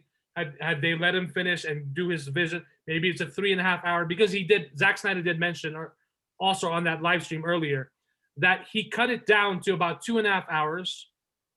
And it was okay, but he wasn't really happy with it because he knew there was just so much story to tell. Yep. And again, we're getting also Mark Mcclure, who was the original Jimmy Olsen from the Christopher Reeve Superman film. What in Justice League was another reshoot as a prison guard. Mm-hmm. And then he taps on his red phone to contact his contact, which is essentially Alfred and Bruce Wayne, to let him know that the kid who they're looking for, Barry Allen, is here. In this one, he's a police officer who's basically at Heroes Park, or the Heroes Monument where Superman's statue was. Just like basically has a post there. And Lois Lane every morning will give him a cup of coffee. And I thought it was cool because it's Lois Lane basically giving the OG Jimmy Olsen, one of the OG Jimmy Olsens, a cup of coffee. By the way, there is a Zack Snyder cameo. When she walks out of the coffee shop door, you see Zack Snyder right there in the background. Mm-hmm. And and you can see him in his get up there. And then also Willem Dafoe, who plays Vulko, was originally, before the Aquaman film, we were originally supposed to be introduced to Vulko in Justice League. And you can see here, he's got a bit of a different hairstyle and costume as well. But, and then scenes with Mera as well. And then we also get the old air pocket. She'll come up, she'll so that they can talk. Granted, this was before Aquaman, where in Aquaman, they're just like, we're underwater people, we're Atlanteans, so we can just talk without having to make an air bubble. By the way, there's a pretty badass scene when Arthur comes to save the day, essentially, because when Mera's fighting, of course, in the outpost, and the Atlantean guards are, getting outnumbered, and they're fighting, Steppenwolf grabs her and starts choking her, and she makes that air bubble so that the water kind of moves, and then she starts sucking out the water and his blood, and I was like, holy shit. And then of course that hurts him, and then he's just like, he throws her, right? Doesn't he throw her, or he hits her down? Yeah, he throws her down. Yeah, and kind of like knocks the wind out of her. And then it's the same thing she did to Johnny Depp in real life, so Oh my god. Yep. Yeah. She didn't take a turd on Steppenwolf's bed though, so she's waiting for Darkseid. Yeah, and so still lots of great setup here because I remember before the Aquaman film, when Mera speaks to Arthur, and she talks about long last the long lost son of Queen Atlana. By the way, I don't mind her accent. A lot of people seem to be having a hard time with it. A British accent. It's Atlantean. It's Atlantean. Yes, Kuya. I told you guys this was the perfect movie, right? And the reason it's an 8 out of 10 for me was because of uh Amber Turd's British accent. Oh God, really? It's pretty bad though, man. Come It on. brought it down to like it brought it down to like it brought it down 2 points. So it's 8 out of 10. It's not a 10 out of 10. That's how bad it was. Oh It boy. was pretty bad. I agree. It was almost as bad as Kevin Leto's laugh. Costner. No, Kevin Costner's accent in fucking Robin Hood, Prince of Thieves. Oh, That was bad. that was bad. You're right. See, This you know, one was actually worse, to be honest. yeah, and then like it was so forced. And like my wife when she was like, wait, and then she looked at me and she's like, hey, love, like did she have an accent in Aquaman? And I'm like, no, she didn't. Well, what? And then my wife's like, why the fuck did she have an accent in this one? So you have to remember this was filmed before Aquaman. But again, it's whatever. It's perfectly whatever. You know, what she did with the pulling the water and the blood out. That was cool. Every time I saw her, I was just like, oh, fuck, you know, God damn it. And then when she talked, it was even worse. Oh my God. You know, and I was just like, that's it. Like, you know, nearly threw it took me off of the movie because for me it was horrible. All right. Before we go and move on to the things, let me just tell you guys my 3 favorite scenes. 3. Okay. First one is when Cyborg was realizing his powers and he helped out that waitress when gave her that oh, congratulations, you won the sweepstakes for Bank. for the bank and you got $100,000 in your whatever. It shows where Victor's heart is. He wants, regardless of what whatever he wants to do good. He wants to help out. Which was set up at school earlier. Yep. Yeah, because he was helping a classmate who couldn't afford, I think, to go to school or something. Yeah, hack into the system and then it gave her like good grades or something like that, right? Right. So even before Cyborg, he was already hacking and doing whatever. Yeah, go ahead. Yeah. So that was like, his transformation. Like, I don't know if you guys noticed, like when he first met Diana, he looked like he was the Frankenstein's monster. He was all stooped down like this, stoop whatever. And then the more he accepts who he was as Cyborg, the more he became more human in a sense. Stands tall and proud. Yeah, he wasn't a monster anymore. He was whatever, and so that was good. I like that. The second favorite scene is probably my favorite scene. When Barry ran, what was running to save to use the Speed Force to save everybody from the Unity blast at the very end, right? It wasn't the running that got me. It was the conversation that with himself. That's the one that actually got me like kind of misty eyed, was because of the fact that he was like, Dad, I don't know if you're gonna notice, but I'm one of the best of the best. I'm here with them. I fought with them. You're gonna be proud of me. You're gonna be proud of me because I'm, all of this stuff. And then he went on and he started talking himself into that confidence of who he was. He's like, the past, the future, it's all here. Like I'm gonna do it. Right. That's for me. That was like, I was just like this. I was like, whoo, man, this is the Flash right here. And then like he was just like running. And then I knew he was like, oh, he's gonna save the day. Shit. That's fine. Yeah. And lastly, and this is the cutest thing I've ever seen, was the interaction with Diana and Alfred when they were making tea. Yes. That was the cutest thing I've ever seen in my entire life. Was the fact that, like, the butler was like, oh, did you want me to make you tea? And then she's like, no, no, no, Miss Prince, I'm okay. And then he still kept teaching her how to make tea. Oh, don't put don't scald the tea. Needed to But mash. you need to mash it. And I was Yeah. just like, oh my god, here we go. But it was cute. Right. And none of the cringe, none of the things. It was something that's not totally unexpected, because like Alfred was just being Alfred, Diana was being Diana in that sense, Yep. and that was good. There's a whole lot more of like favorite scenes of mine, but my wife has two, and I'm gonna tell you guys. The first one was when the Flash first showed his powers against that parademon. When he went like beep, beep, beep, he went back and forth like this, and Yeah, then he went to the back and then pushed him. Yeah. Right, and then like the parademon just like flew and then got crushed in the wall and stuff, right? My wife like was like, oh crap, like and it's like that wasn't in the other movie, and I was like, no, it wasn't, they cut it. Why? Mm. There's Like I was so just much like, that they "Eh, cut. And whatever." it's like, why? Yeah, and then the one that made her like, this is her favorite, absolute favorite scene of all time, was every time she saw that picture of the description of the parademon, because it looked like Batman, Hmm. but that like that stupid looking drawing of the parademon. Like I don't know if you've seen that, you saw that, right? Yeah. Yeah. Every time she saw it, she started laughing like crazy. And this is what she told me, because I told her, if I find that as a poster, can we put it in our house? And you know what she said? Absolutely. That's the first superhero thing she ever agreed on to be put on a wall in our house.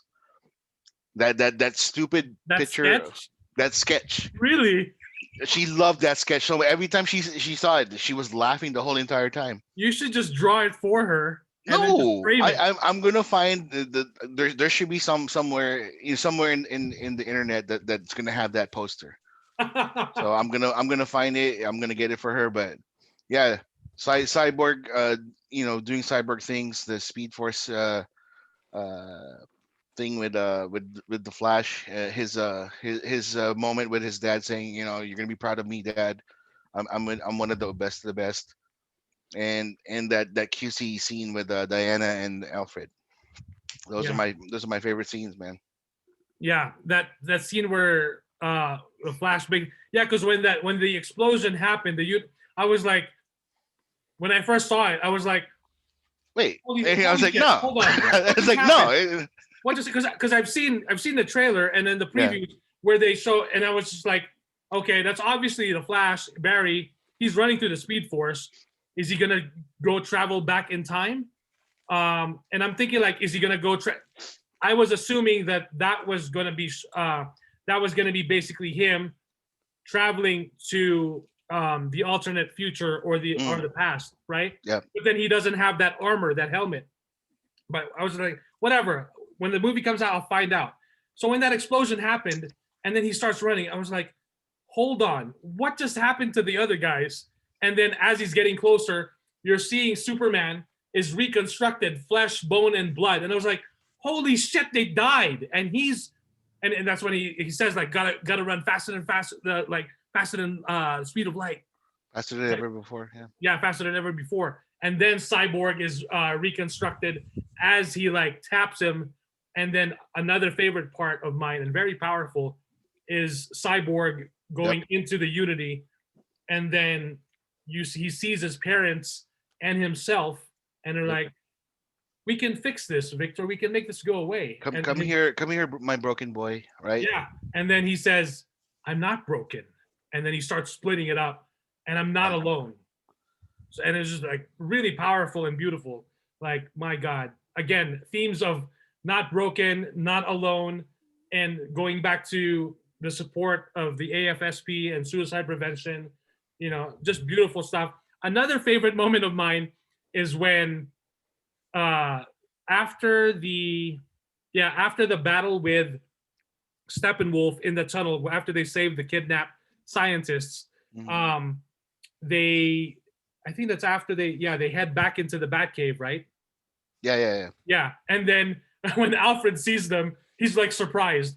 Now remember our history with Alfred bringing people, like especially in Batman '89, Yep. when he And old Batman. right, he just brings in Vicky Vale and tells her, "Hey, why don't you come in the Batcave? Here's Batman. Here's Bruce Wayne. You know that guy that you were crushing on, that moonlights as a Cape Crusader? Well, it's the same guy you were dating. Like, you know, what the fuck?" Like, and he's just like, and which was mentioned in Batman Returns. Bruce Wayne is like, "Oh, hey, Vic, like, you just bring her in the Batcave."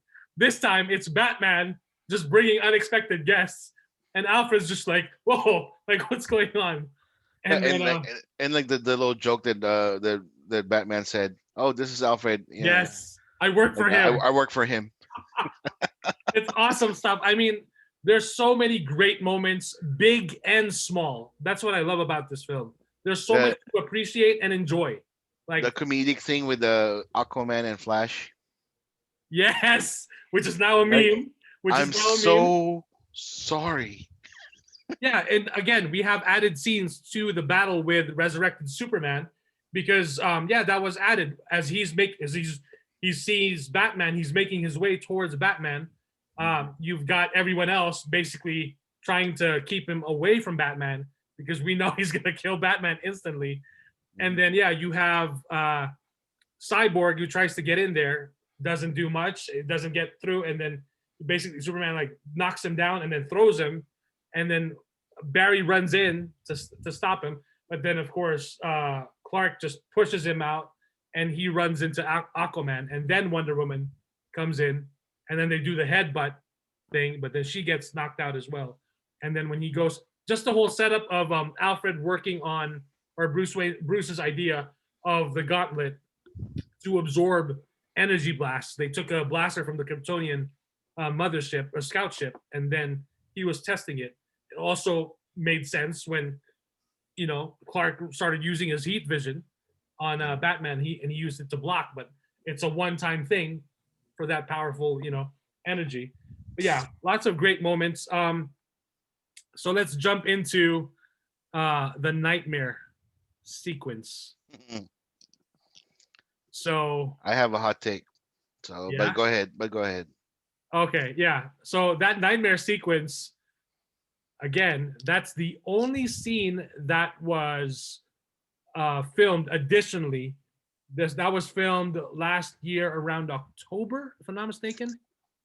So, and then there's a picture, behind the scenes picture of Zack Snyder with the camera, and he's right there, really close to Jared Leto's Joker. He's got a mask on, and there's another crew member there with a mask on, and Zack Snyder even says, "Thank you to Jared Leto for letting him get that close," because of course in film and TV, since you've got cameras, you can just zoom it. You don't have to be that close. You got to give actors space, of course. But in this case, you're seeing you see it in those shots. He's really up close, and just the lighting and it's the music. Again, the music with a lot of the big moments as well as the small moments plays such a huge, and it, not surprising with Man of Steel, BVS, the music plays a lot. But the nightmare sequence, before that we get, is it Arkham Asylum or Bell? Is it Bell Rev? It was Arkham. Arkham, yeah. So it's Arkham, and then we see that Lex Luthor is still in jail, but nope, not really. It's a double. It's another bald guy. It was Mephisto. Yeah, Mephisto has made it into the DC universe. So I think we got that in Justice League, right? Yeah, we got that same scene. Yeah. And then it leads to Speedboat. We see Deathstroke on a speedboat heading towards a nice big yacht. We got a similar scene in Justice League, but the dialogue was different. Mm-hmm. So we get a badass slow-mo shot of Deathstroke walking up that yacht, and then we see Lex Luthor out in the open, free, enjoying his escape from Arkham, and he's flanked by some lady bodyguards. And then he tells Slade Wilson that he's willing. Slade Wilson is basically willing to destroy Batman for free, pro bono. And Lex Luthor is like, why? Why are you doing this pro bono? And Deathstroke basically says it's personal. Mhm. And then of course he kind of does a riddle, or almost like this kind of reminds me of the Riddler in a way, the way Jesse Eisenberg delivers a line. Here is something that can help you if you with the Batman. The Batman's name is Bruce Wayne. And then that's when the light bulb switches on in Deathstroke, and you can see like, okay, now that you mentioned, because Lex does offer him a drink, but after Lex reveals Batman's true identity, Deathstroke says, on second thought, I'll have that drink. It is a time to celebrate. This was a setup to the Batfleck solo film that never was, wherein we would have gotten Joe Manganiello's Deathstroke facing off Batfleck. And the idea of that story was Deathstroke slowly attacking not just Batman, but Bruce Wayne. Not just all the physical fight, but it was described basically as Deathstroke, Slade Wilson attacking Bruce Wayne, kind of like Jaws, where you can't see the shark, but you know the shark is in the water and something's happening. So slowly attacking Bruce Wayne in his personal life, and probably in his in Wayne Corp or Wayne Tech, whatever. And then of course we would have gotten like a badass like fight between Deathstroke and Batman somewhere in that movie. But that's the Batfleck movie that never was. But who knows now? I mean, it could still happen. There was even a plan for a Deathstroke film, or it was going to be like a Deathstroke origin film. But of course, Warner Brothers said, we're not going to do that $40 million movie, which could have made easily who knows how much. They didn't realize how popular Deathstroke is. Exactly. So. I mean, we see what happened with Deadpool. Deadpool is pretty much a carbon copy of Deathstroke. Deathstroke is just more serious. Deadpool is all about the jokes and the sarcasm. Deathstroke is just business. Like the way that Deadpool kills, the way he's an assassin, the way he's like a merc, is a ripoff of what Deathstroke was. Even the name, right? Right. Wade Wilson. Right. Slade Wilson. Rob Liefeld pretty much did a lift from Deathstroke, from Slade Wilson to Wade Wilson, and that's exactly that. And again, we also go back with Darkseid, who a lot of people said they're copying Thanos, but when you look at the comic books, Darkseid was created first by Jack the King Kirby and the Fourth World and the New Gods, and then Thanos was later created, heavily inspired by Darkseid. By the way, the grandson of Jack Kirby thanked Zack Snyder for really giving justice to Darkseid, and Zack Snyder replied and basically said, it's been an honor to, put Darkseid in this film. Yep. And so what a presence. And, and then of course, after that, isn't it, we go, am I missing? Am I forgetting before the nightmare, or it's straight into the nightmare? It was straight into the nightmare. Yeah. So we see a skull. We see a skull in a car or something. Yeah. And then we see Nightmare Batman rising up from behind the car and says, it's all clear. And his voice, you can't really hear his voice changer. There, by the way, there is a part where in the tunnel where they're fighting the parademons, and you can hear Batfleck's voice changing. The voice changer is going in and out. And I think that's from the battle, like it's like messing up or something. No, like with the Justice League, his voice was off, but when he was around the people, his voice changer was on. Oh, okay. So I don't know if you noticed that one. So I don't think I did. I have to notice it on my next watch it again. watch, which will be right after this recording. I'm gonna watch it again because all this talk is getting me excited to see it again. This beautiful masterpiece. So nightmare sequence. We see that Batman and they're trying to hide. They need to get to cover. They can't be out for too long. They can't be exposed because they're gonna be found. And Mara's like, bring on that bastard.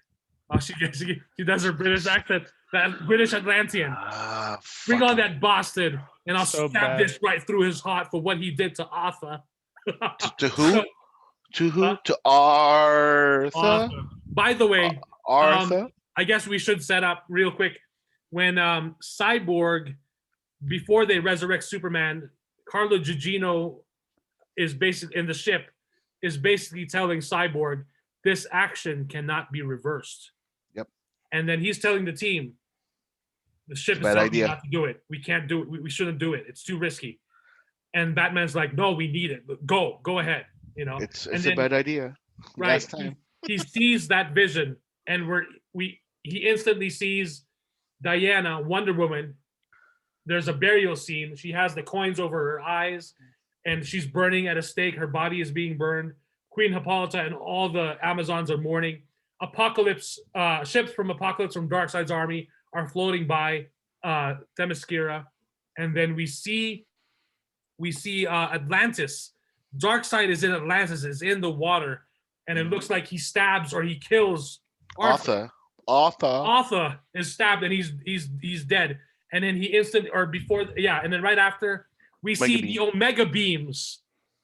The Omega beams flash out in those fast like lines, and I think it might be Volko or someone else. Like Yeah, it was somebody. it I don't know. deteriorates instantly upon, and rightfully so. We've seen this in the cartoons and the animated films. When those Omega beams touch anyone, except Superman, or except at least a heat vision counterpart, you're gone. That's it. Goodbye. You're ashes. So that's part of what Mara is saying. So she tells Batman, who have you ever lost, or who have you ever loved? What do you know? And then of course, and I love the line that only the Joker can say it. Jared Leto's Joker says, "Oh, contraire, my little fish stick." And of course, only the Joker could get away with those lines. Only the Joker could say those lines. And then he starts spouting off like, you don't want to, or something like, you don't want to talk about who he's lost: a mother, a father, an adopted son. Like, Right, don't start. Right. Don't like don't go there. Right, don't go there. And Batman approaches him and tells him, "You better be careful with what you say next." So, like, really, like within those lines of dialogue, there's a lot going on. There's so much to chew on within just a few minutes. I'm looking. I know I saved it somewhere. But go ahead. You guys' thoughts on the nightmare sequence. I'm gonna look for it real quick. You guys want my opinion on Leto? Yeah. Trash. No, well, hold on.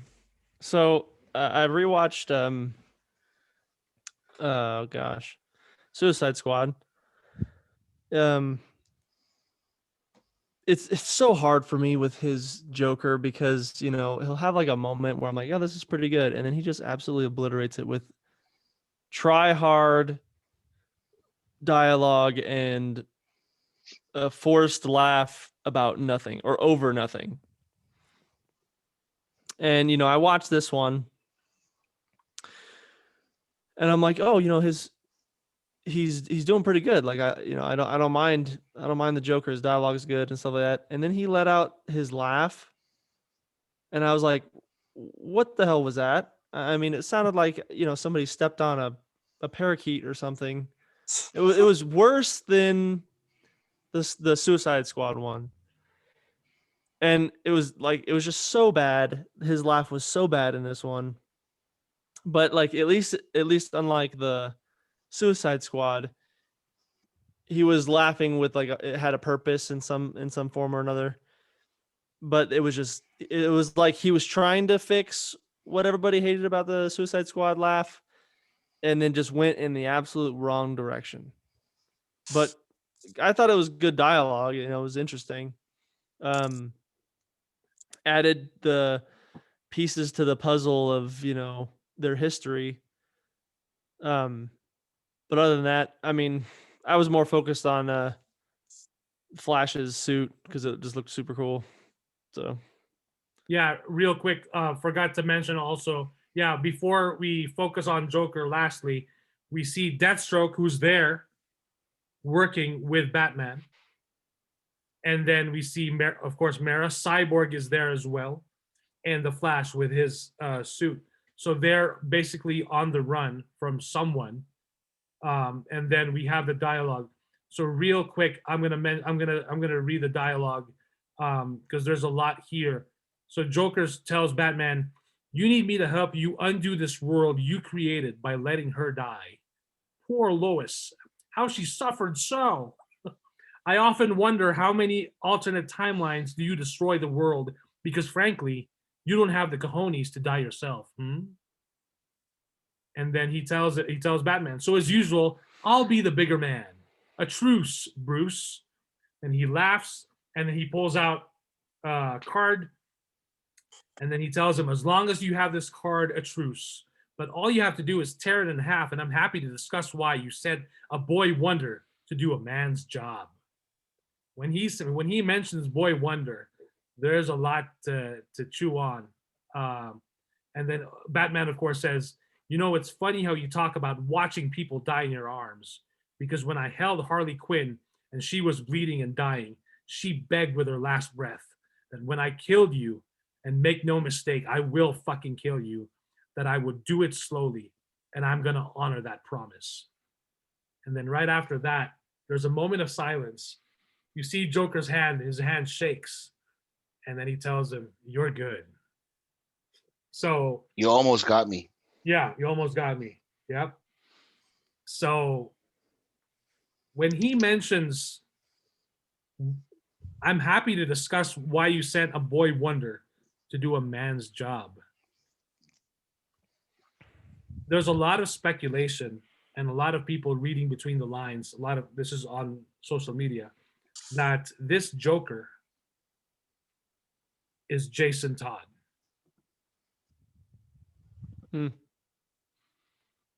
And that's what Pinhead and I were talking about last night. Because Zack Snyder has confirmed that the Robin that died was Dick Grayson. Yep. So And in the Suicide Squad, Joker had a J right here, and a scar. And in the comic books, Joker put the J on Jason Todd. So I did not know that. So now knowing that information adds more fuel. And let's also not forget the other day, they had the red carpet virtual premiere on Wednesday night, right before, on the eve of the premiere of this on HBO Max and worldwide. Kevin Smith did the virtual red carpet premiere.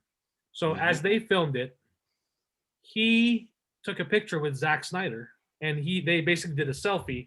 And right behind them on the middle was the Robin suit was newly installed to the exhibit of the DC Comics portion of the Warner Brothers studio tour.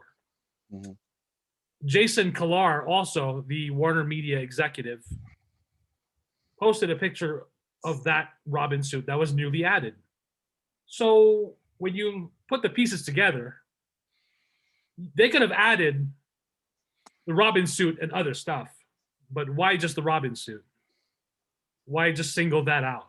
That's very, almost feels cryptic. And there was, Zack Snyder even mentioned, he pitched his idea to film that Robin death sequence, or to, I think, to add it, or, so, but the fact that that was just singled out and that was just added to the exhibit, it just adds more fuel to the fire. And now you mentioned that J from the comics. So, and the fact that the way the line is delivered, and I love this because it's not black and white. We could, for all we know, we could be wrong. It's not Jason Todd, and it's just the Joker. It could be Mephisto. It could be Mephisto, right? Which we won't find out. And then Ralph Boner will show up at some point. Could be a space wizard. Who knows? Yeah, there you go, right? A space wizard. So there's just so much, and that's what I love about this, because it's not being given to us in just black and white. There's just there could be more, and I'm assuming that there probably is more to it than what it seems. By the way, real quick. You notice when Lois wakes up in the middle of the night, right before they resurrect Superman, she opens her bedside table. There is a box for a pregnancy test right there. Mhm. And then Jester last night at work, he mentioned that he saw that and he said, already? But then when you think about it, doesn't take much. It can happen. And at the same time, in BVS, right after the desert Yeah. gunfight, They did it in They the jump tub. in the tub and he had a time. he jumps in the tub with his pants on because Yep. he's Superman. He doesn't, right? So And you know, he had a time. and then another thing, where at the end of the towards the end of the film, when Martha Kent moves back into the house because we find out that Bruce bought the bank that owned the mortgage or whatever that repossessed the house. Bruce Wayne tells Clark Kent, "Congrats, by the way." Congrats. Congrats on what? It's already a hint, I think, that she's already pregnant. Or in the engagement. That's right. That's Right? right. Yeah, because when But- he came but- back, If you notice it, she was carrying a bassinet. right. That's another thing that people notice. In the 2017 cut, it was a box. It wasn't a bassinet. Right. You see all these reshoots and the original vision. Because Joss Whedon is a fucktard and he doesn't want to, he wants to ruin the universe. Exactly. And a lot of reaction is, how could they cut this? How could they think that Justice League was better than this? How does one make that decision, or just makes up their mind and thinks that's better than what we're getting? Why did he need to reshoot the farm scene with Clark and Lois? Right. Why? Yeah, there's so much. And Jester even mentioned there's some similar scenes that from Justice League, some parts with the chase scene and stuff like that Joss had to reshoot, but he clearly didn't have to because it was already done. Yep. And at the end of that film, it still says directed by Zack Snyder, unless they were gonna pull, wasn't it like in Superman 2? We have the Richard Donner cut, and the other one, I forgot the other director's name, that came in to finish Superman 2 because they were having problems. Richard Donner was having problems with the Salkinds. But when you go into that, and of course, a lot has changed since those Superman Christopher Reeve films to now. So as Pinhead mentioned last episode, there's legal issues and stuff like that. So who knows? Yeah, a lot of things have changed. But again, going back to the nightmare sequence,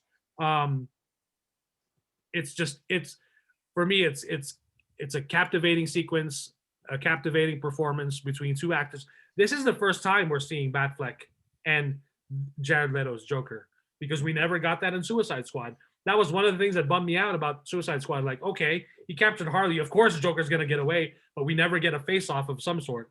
But leave it to Zack Snyder. Also, in the trailer, we got the we live in a society where honor and duty, or honor and is a distant memory.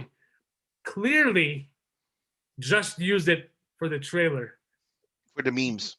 For the memes and to capture everyone's attention and the rewatch factor of people just watching that part of the trailer.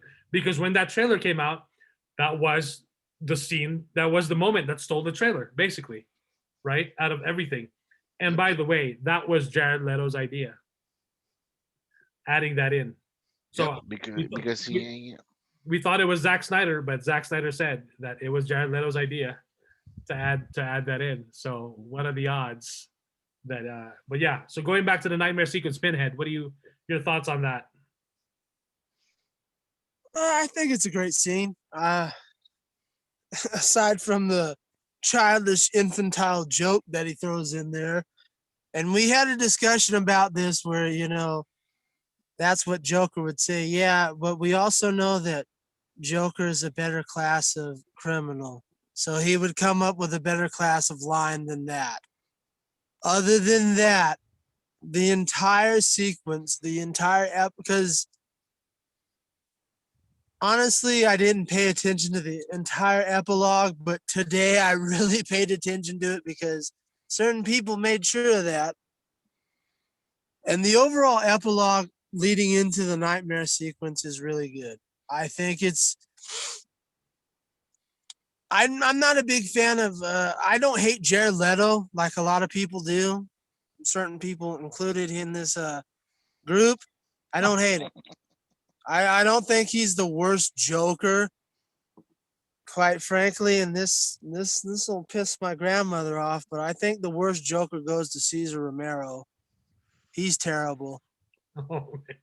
And that What about- and if you know who that is, that's from the old Adam West Batman. That's the worst Joker.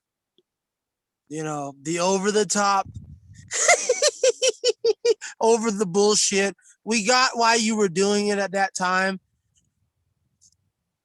I don't think Jared Leto is this ultra uber genius that a lot of people think he is, because there's a lot of people that think he is. However, I don't think he's the bottom of the barrel Drek that Jester thinks he is. What he did with this Joker, I will agree with Jester 100%. His fucking laugh is fucking trash. It sounds like an asthmatic trying to get his albuterol treatment. He's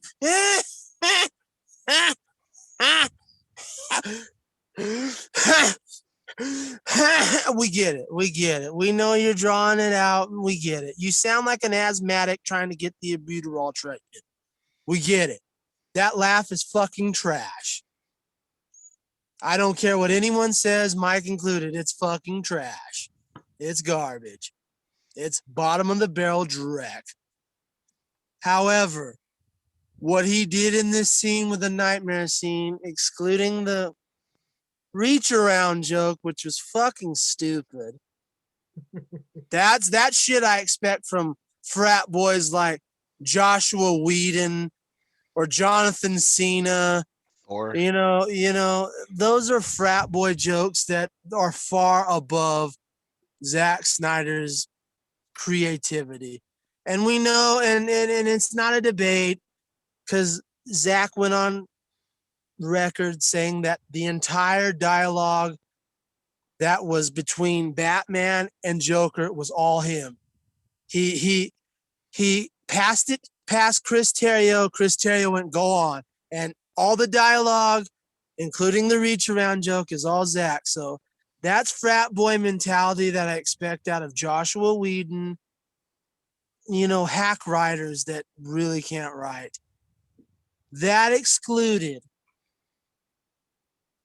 this was a very, including now that you mentioned the, you know, that we talked about at work, the Jason Todd, this makes it a next level type of brilliance that you don't see very well. You talk about how he can't write dialogue, excluding the joke. That scene is actually a very critical moment in not only this movie, but and I'm not as optimistic as all you Lulu lollipop lickers out here that'll think that we're gonna get 3. You know, I'd love that. I gotta be that guy, because we all know I'm that guy on this podcast.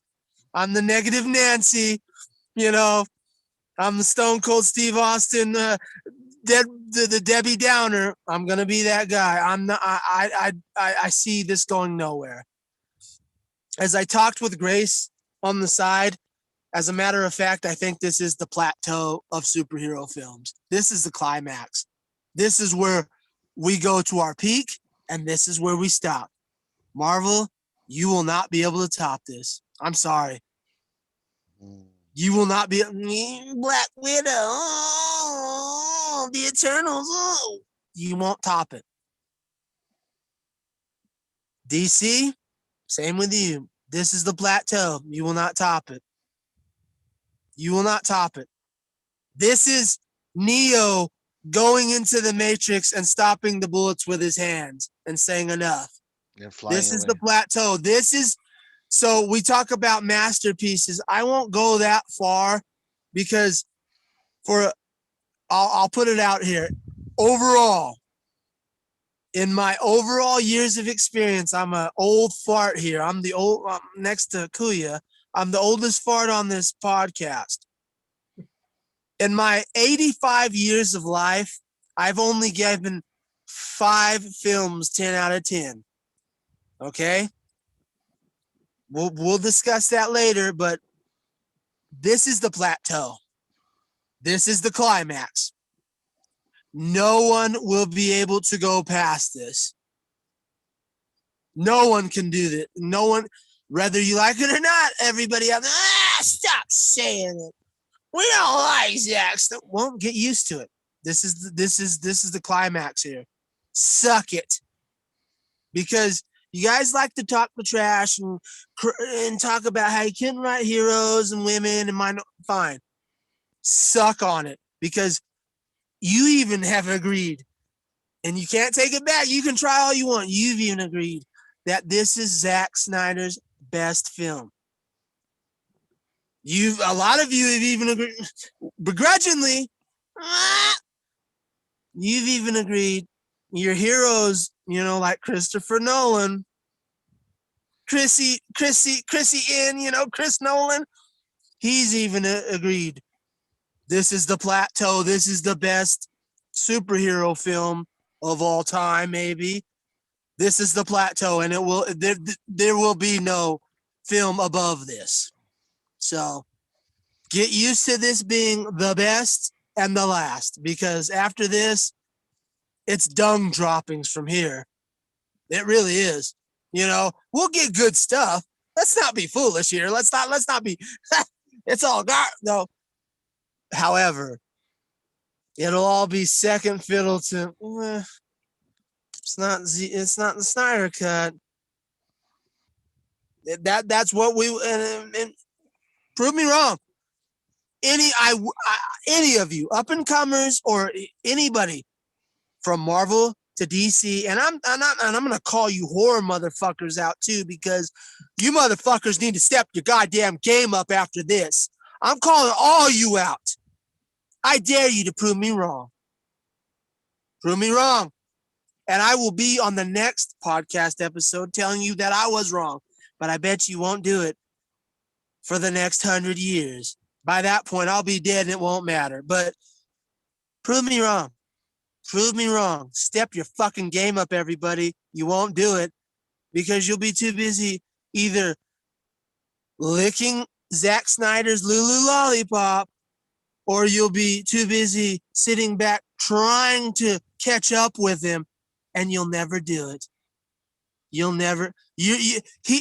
So you guys will be the Jonathan Cenas of the world. Zack Snyder's the Ric Flair. Try and catch up. There you go. Woo! Yep. Woo! Yeah, Try and actually, catch up. yeah. That now that you mention it, yeah, I'm good. After this whole year, I could not see another new movie. I'm done. This is it for me. I mean, And that's why I say it's the plateau. there's Huh? a Godzilla versus Kong and Mortal Kombat. I could care. I honestly, this is all I've waited for the past 4 or 5 years. I'm done. And on that note, I understand where you're, especially, and I'm going to talk to Mike specifically here. Now you're going to know, and I'm going to do the same thing to you. You're going to get tired of it when October rolls around, especially if the shit goes full forward. You're going to get sick and tired of hearing about Dune. I'm going to blow my load just like you have over and over and over again. And I will, and we'll have this discussion again, and we'll discuss, because I wouldn't be surprised if the only 2 films of this year stand tall will be the Snyder Cut versus Denis Villeneuve's Dune. That is the precedent that we will set. I promise you there. We'll see later in the year, but there's where we're at. The plateau is set right now here. And you included Danny. Excuse me. I got Denis Villeneuve. Right. Yeah. You are up into that. You're in that. Step up, bitches. Step up. Right. Because So- after this, you can no longer be a basic bitch film anymore. Now you have to step your game up. Yep. Yeah. So, like, speaking practically, like if we're never gonna get Justice League 2 and 3 by Zack Snyder, I'm still happy that we got this, because in essence, we still got his trilogy: Man of Steel, Batman vs Superman, Zack Snyder's Justice League, and I'm happy. But the only way that I would disagree that we've hit a plateau is that if he does get to continue with Justice League 2 and 3, I know, for me personally, that he can still push even further. And But he will. But that all goes back to my point. Even he will have to step up and prove me wrong. Right. And that's why I said if he does, then we'll be on another episode talking about that. But at this moment in time, in the timeline, Gold standard. step up. Right. Step up. And then that's why you still need to discuss. This will be on another episode. The storyboards for what they came up with for Justice League 2 and 3. Now they released those there. It's out there, They're but gonna those are not necessarily spoilers. Those are just the ideas that they had originally. And again, he had that added in that exhibit right there on the AT&T headquarters, right in Houston. I think it's in Texas. So for a reason, Dallas, yeah. Thank you. He wants people to know that he's got another plan for that Justice League 2. Should that happen, he's ready, and he's got something ready. So it's all just a waiting game now, because the records, as far as we know, like the trending online and everything, the discussion, I mean, this has swallowed Falcon and the Winter Soldier, essentially. Marvel and Disney Plus just coming off of a high from WandaVision, regardless of what you think of the series, WandaVision dominated. I mean, it crashed like The Mandalorian before it, season 2 especially. It crashed Disney Plus several times for WandaVision. But now we're getting that second Marvel Disney Plus series with Falcon and the Winter Soldier. We got it yesterday, and it trended on Twitter, but not as much as Zack Snyder's Justice League and Snyder Cut. And not only that, Darkseid trended, Batman, Wonder Woman, Aquaman, even Desaad trended. Granny Goodness trended. Granny Goodness did not even have a line in the film. She was just there. Hey, and I was surprised on how tall she was. Did you notice how tall she was in that thing? Yeah. I was like, wow. And I may have a perfect candidate for Granny Goodness. Well, who's your candidate? Gwendolyn Christie. Ooh, interesting choice. But again, that's in a future episode or in a future thing. Yeah, they were saying that she's just digital, but it seems like someone found the actress playing her in the credits. So there is an actress that actually was cast for that role. But yeah, in the nightmare sequence, so yeah, it basically ends with we hear they hear a sonic boom, and then I forgot who says, like, he's found us. I think it's Cyborg. He's found us, and then you see a character like do a quick landing, and of course we already know who it is. Everyone gets ready. There's a close up of Mara. She has Arthur's trident. She gets ready. She's got a badass close up. She's ready to go. Everyone. Flash has his visor go down. Cyborg takes off his like cloak, and he's got like his extra arms. He's got a blaster. He's got 2 blasters in his arms, an extra blaster behind him, a cannon, holding like a pillbox for ammo. And then Mara, by the way, is carrying 2 5-gallon, is it like 5-gallon like containers of water, because there's no water. It's basically the earth is a scorched wasteland, and she needs power. She needs water to be able to use her powers. So she's carrying containers of water and Arthur's trident. And then they all get ready. As they all get ready, we see a close-up shot of Superman rising up slowly. His eyes are ready to go with that heat vision. And then Bruce wakes up, and it's all a dream. But we know what happens with dreams in this series. They tend to look like they're going to be coming true. So as Bruce wakes up, he walks out into his basically like outdoor patio, like the back of the house, and we do actually you hear a sonic boom, and then when I first saw it, I thought there was a floating figure with a cape, and I was thinking like, oh, it's Superman. I wonder what this conversation will be, but then sure enough, it's revealed that it's Martian Manhunter, and he introduces himself to Bruce Wayne, and he tells him, "Your parents would be proud of what you've done. I never thought that Earth's heroes." Earth's defenders would unite and stand against Darkseid. You know that he's still going to be coming. So we have to find the anti-life equation on Earth, wherever that is, before he gets to it. So, and then he tells him like Bruce Wayne is basically like unfazed now, of course, because he's seen a lot of shit over the past. Like, look, bro, I just woke up, but cool. You want to join? Yeah, we could always use the extra help. So, and then he's like, I'm sure I'll be seeing you. So the Colonel is the Martian masturbator or manhunter, right? Yes, General Swanwick. Yep. Yeah, okay, so awesome because I love him. Like he's a great actor from Matrix fame mostly. Right. Matrix Reload, Right. Okay, so I just wanted to make sure that was clarified in my head. Yes, all right. Perfect casting for Martian masturbator. I love it. I love it. That's one thing that if we get more of this, I want to see more of that. And I want the same actor. Don't pull this bullshit. Yeah, that's don't do the bullshit. Right. He's young enough. He's young enough to do CGI. Exactly. Right. So don't pull the bullshit and recast. Keep him. Damn it. The actor's name is Harry Lennox. Exact. Thank you. And so, also, by the way, when Zack Snyder at Comic-Con years ago in 2014, when they did the announcement for the Man of Steel sequel, he had Harry Lennox there with him in Hall H. And Zack Snyder didn't say what the film was, what the title was.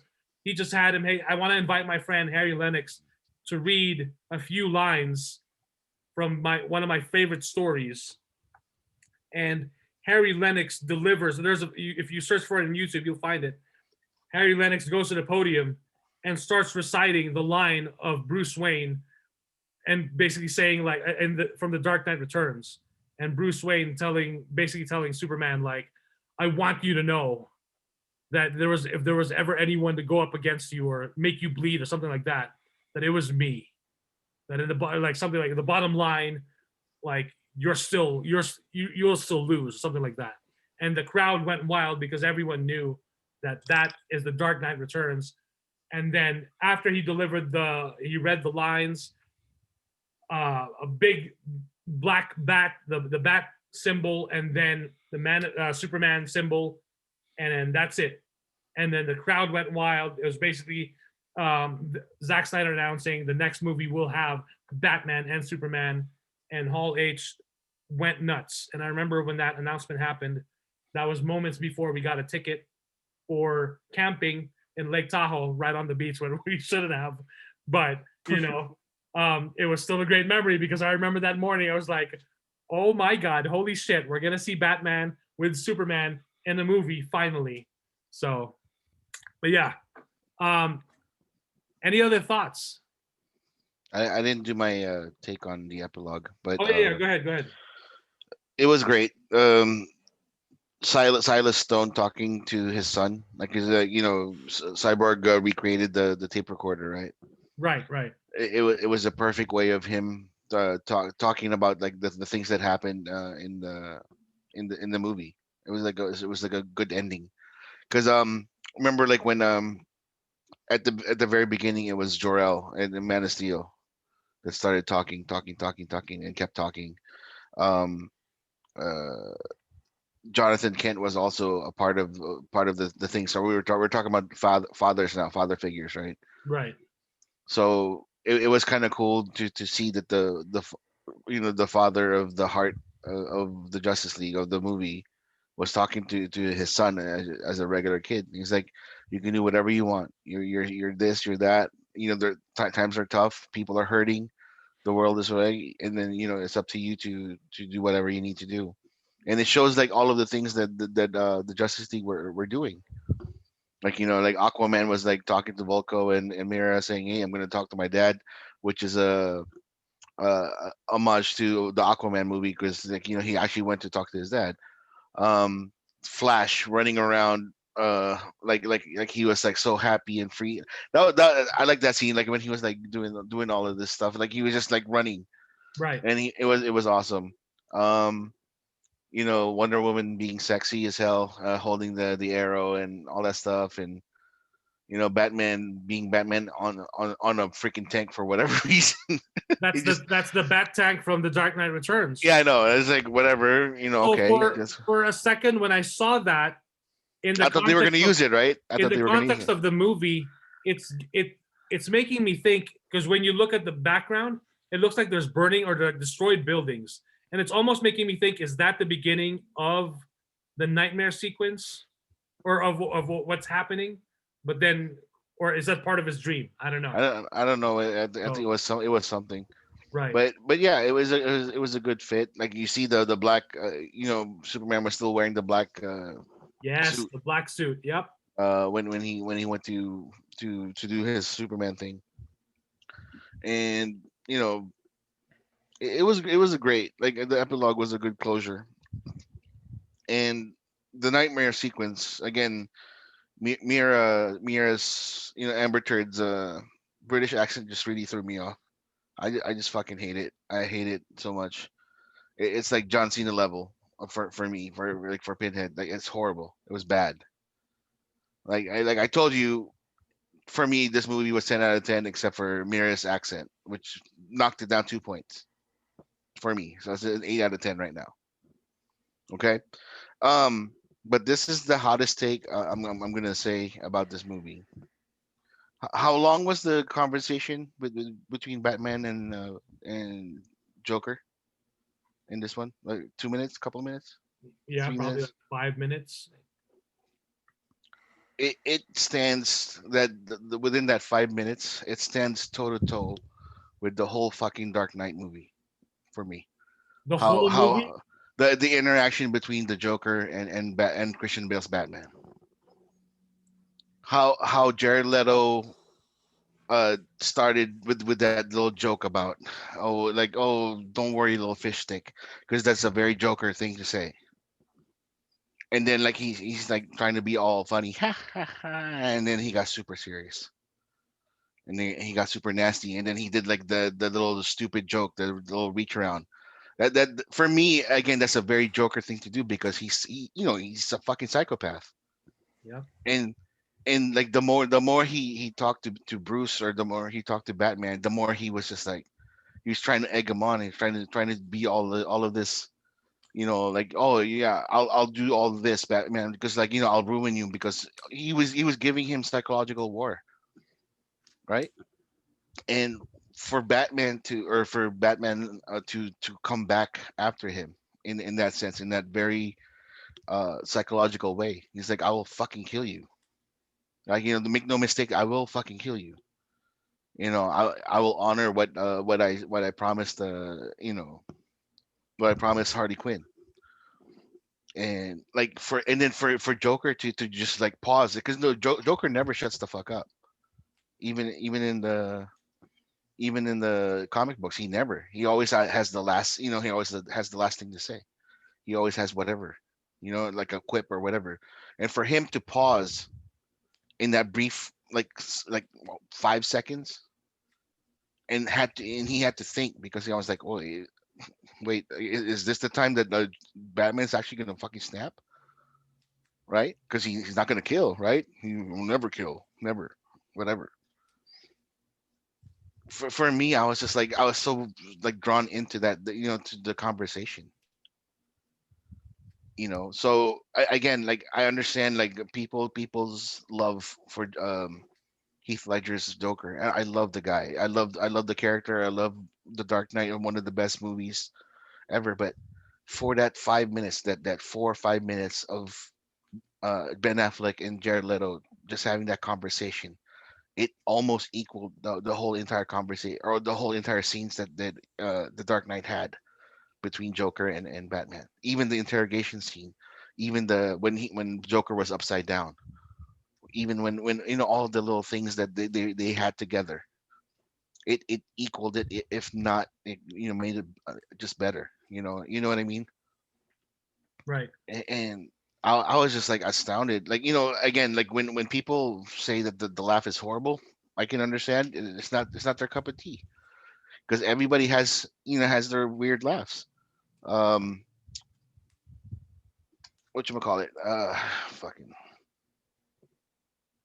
Cesar Romero's Batman. The laugh was fucking horrible. Yeah, Pinhead, you're absolutely right. Right. Same thing with Jack Nicholson's Batman. It was a little cringe. Heath Ledger's was okay. It was like kind of whatever. Like to be honest with you, Joaquin Phoenix's laugh wasn't. I wasn't into it.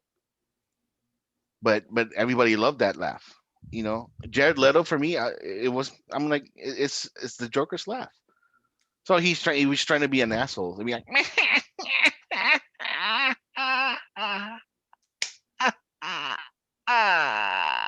He pretty much almost does it he mocking. was being he was like it was like he's laughing sarcastically at Right. people. He's mocking. He's basically Yeah. mocking. He knows he gets under people's skins like Jester and Pinhead. Yeah, He it's the does it. laugh, but again, the laugh, beside the scene between the Joker and Batman for me is absolutely powerful. It was so good.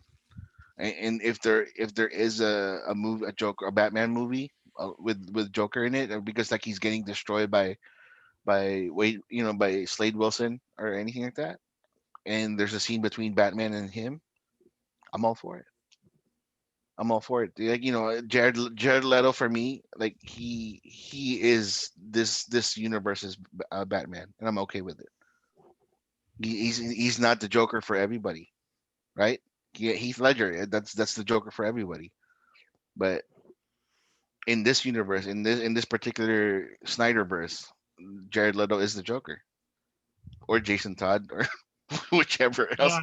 Yeah. Yeah, he could be Mephisto for all I care. I mean, man, I would love But like I'm just I'm saying is like the acting itself, like Pinhead had it down to pat. It was spot on. It was cinema.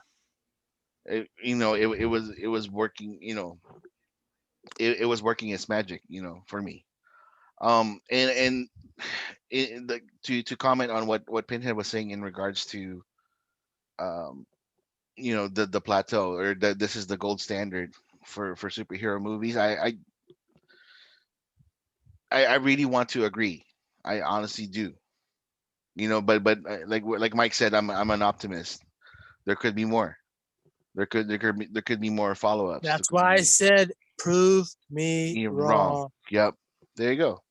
But And I will retract the statement. Prove me wrong. and then Mike, you said like Justice League 2 and 3. There might be a good idea. There are good ideas coming in regards to that, and I think Zack Snyder is kind of following that thing already. I'll tell you all about it afterwards. But I think it's going to be a great idea to implement everything that's happening with DC in its lineup. right, So. right. And then I guess Wonder Woman, we didn't mention a whole lot about her, but also when She was perfect. What else? Yeah, but then as far as her character, the last time we saw her, Wonder Woman 84, different take. A lot of people really They want the warrior Wonder Woman. That's exactly, because that's how she was introduced. That's what she is. She is an Amazon warrior, and that's how she was introduced in BVS, and that's how we got to know more of her in the Wonder Woman film, and then lots of ceremony when they try to contact her with the arrow of Artemis. Mm-hmm. Cut out from Justice League, and when before Queen Hippolyta fires that arrow, she says, "Come back to me, Diana." Yep. I think that's basically setting up Wonder Woman 3 where she's going to come back to Themyscira, because also Steppenwolf tries to get in her head at the final battle and tells her, your Amazon sisters screamed as I killed them, essentially like killed them, and your mother too. And that's what she liar. And that's why she sliced his head off. And and I loved it, the combination of everyone. And she even gives that sexy smile, that same sexy smile that she gives in BVS when she gets knocked down by Doomsday, and she's just enjoying it because she's been out of the fight for the longest time. And then she gives that smile right before she does her power blast against Steppenwolf. There's a couple of, or there's a cringe line that Wonder Woman said that I was just like, man, that wasn't necessary.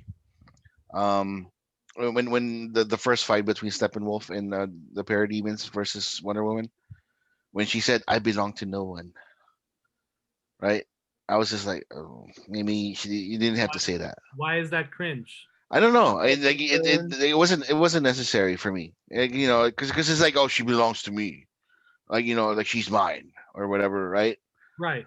Because it's for a fight, and then for her to say I belong to no one. Well, she's making it clear that she belongs to no one.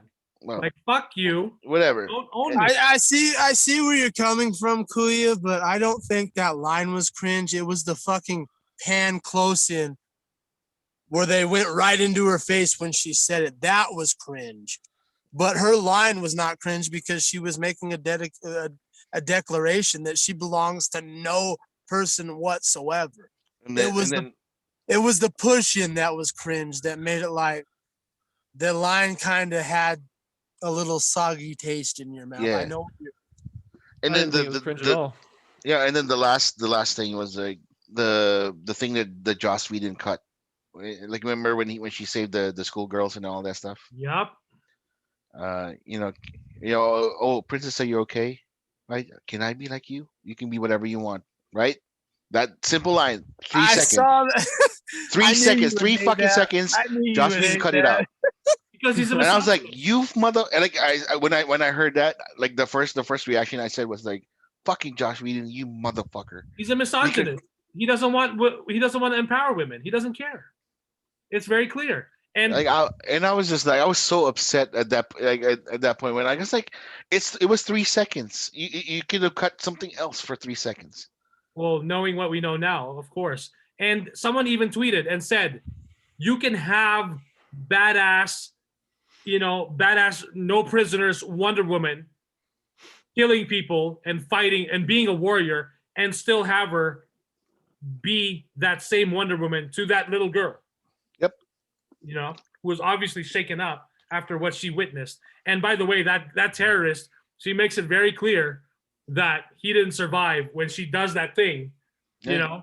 Like his hat blows away, and he was one of the better actors in Game of Thrones. By the way, he was Ramsay Snow's dad. Yeah, right. And I agree. He looks so familiar. And I agree with that. I will say this as we go off. The only thing that annoyed me in it, and even more, like the only thing that takes it a 10 out of 10 for me is that same scene where these guys are talking about how they're going to send England back to the Dark Ages, and they're gonna send it back 1,000 years. Yeah, by blowing up half a city block. Really, like that was fucking lame. Like when well, who are you? And we're here to send 1,000 years back. No, boring. Like what? Like we get it. How are you sending England back in the Dark Ages by blowing up half to a full city block? That was a part of the story that it's a nitpicky thing, but it's part of the writing that you're going, that took me completely out. I was like, that's fucking stupid. That motivation is almost worse than the Joshua fucking Whedon motivation in his cut. Like you couldn't have come up with something better than that, really. So that's the only real, out of anything, That's the only real scene that I just wanted to punch my fist through the fucking TV because I'm like, this is terrible. This is garbage. Yeah. So, and then of course another favorite scene. I'll just before I forget, is Flight 2.0 as Clark goes back to the scout ship, and then you're hearing both Jarrell and Jonathan Kent basically telling them like, "Oh, it's time. We love you. You're ready." Fly son. You know. Oh my god, I was just like fly son. Yep. And then he flies up and catches that solar energy as he absorbs it before he, The and then, Jesus of course, pose. Jesus pose, and then of course we're gonna get some people who are like, Zack Snyder needs to stop the symbolism with Superman and Jesus. Oh, this, by the way, if you didn't notice, this will already be the perfect movie to watch on Easter Sunday. Oh yeah. We have the rising of the last son of Krypton. So yeah. Yeah, I did like I did get some people DMing me, direct messaging me and asking me what's up with Superman's black suit. And I basically explained to them, like in the comics when he came back, he needed the black suit. It's a solar suit because it, of course, the color black absorbs more light. So the solar suit was created to absorb more solar energy because when he came back, his powers weren't at 100%. He had some strength, but not completely. He even had to use these jet boots to fly, and he even used like a laser blaster to go up against Hank Henshaw, which is Cyborg Superman, and like who kind of like got some of his DNA. Well, no offense to the people that DM'd you, they were fucking stupider than my grandma then because she understood that in the movie. So, what did she understand? Oh, by The the black way, suit. she understood that the black suit absorbed energy to give him Really? power. How did she Yes. make that connection? When he did the Jesus pose, she was like, "Oh." Right. So you're dumber than my grandma then if you didn't get that. Right? Fuckwits. Oh, Who's my 83 goodness. years old. So get that through your head, you fucking morons. And they say Sorry, not sorry. and they say Zack Snyder doesn't know the comics when clearly here you don't need a second grade explanation. Exactly. A basic Your third grandma grade. makes that connection. Yep. Oh, Pinhead. What did your grandma think of the movie? So she enjoyed it. I will say this. She said it was different. She just, the length was a thing for her, which I don't know why, because we'll be doing an event tomorrow, which will probably be the same length or even longer. And she'll enjoy that. But for the most part, she said it was a really good film. It was different for her. She hated Jared Leto. She despised him. She thought he was a little twerp. That was her words. A little twerp that was not believable as a psychopath. So she hated him. Her favorites, I think her favorites obviously were, Superman, because that's her boy. She liked Cyborg because I had to explain to her, like, who's the black kid? I'm like, that's Cyborg. And I told her, and she's like, he's a real cutie and I like him, She liked him. She asked about the skinny fuck, which was Flash, and I'm like, that's Flash. And we had to have a conversation. She got confused 2 times. Like I said, she's 83 years old. She got confused 2 times. The one time she was like, that's Flash Gordon. I'm like, no. This is Flash.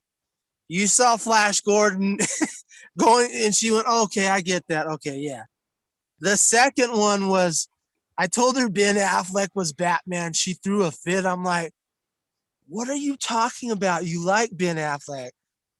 She's all, oh, I was thinking of Alec Baldwin. I'm like, Alec Baldwin, and my exact words was, Alec Baldwin's way too much of a fucking fat ass to fit in the bat suit.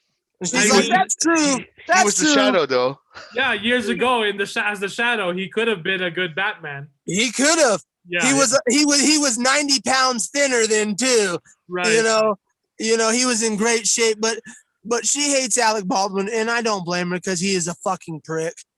But I'm like, no, we're talking about Ben Affleck, Good Will Hunting. Oh, that's right. Oh, I love. And I'm like, okay. So her favorite characters are Batman, Superman's her favorite, you know. And there's a little eye candy there. And then I had to introduce her to the tuna of the sea, Aquaman. Oh The boy. fish of the sea. She knew who he was, but she was asking who the actor was. But as a casual fan, because that's what she is, she should not be expected and that's why we went down with this conversation. Why I said you do not have to see. Yes, I understand it. Full disclosure, she saw Man of Steel, she loved it. She saw bits and pieces of Batman versus Superman. This is why I say you do not have to see this film to appreciate. You do not have to see Batman v Superman. Yes, I understand. You get those nuggets. You get those nice little kernels. But as a casual fan, and I'm speaking for her, you do, like Jester said, what the point he was trying to make. You do not have to see Man of Steel or Batman v Superman to enjoy this artistic work. You do not have to, because she did not see Batman v Superman. She knows nothing about the Suicide Squad. She knows nothing about the lineage. She, as a casual watcher of cinema, and this is where I was trying to go with this, as a watcher of cinema, you do not have to see these other films, because she even knew, as a watcher of cinema, a casual watcher of cinema, her last big epic was Saving Private Ryan, that Wow. she sat through and actually enjoyed. Obviously, she's seen others where, like Lord of the Rings, I'm tired of this shit. Harold Potter, I'm tired of this shit. There's a lot of things that are so-called epics that even Apocalypse Now, she hates when I watch that movie. There's only one other film that she really enjoyed that was a long epic like this one, and it was Saving Private Ryan. She put it on that level because she understood what they were trying to do. It wasn't great for her because it was 4 fucking hours long. We can't all lick the Lulu lollipop of Zachary Snyder. She didn't, but as a casual fan, she went, I actually really enjoyed that. It was different, but I really enjoyed it.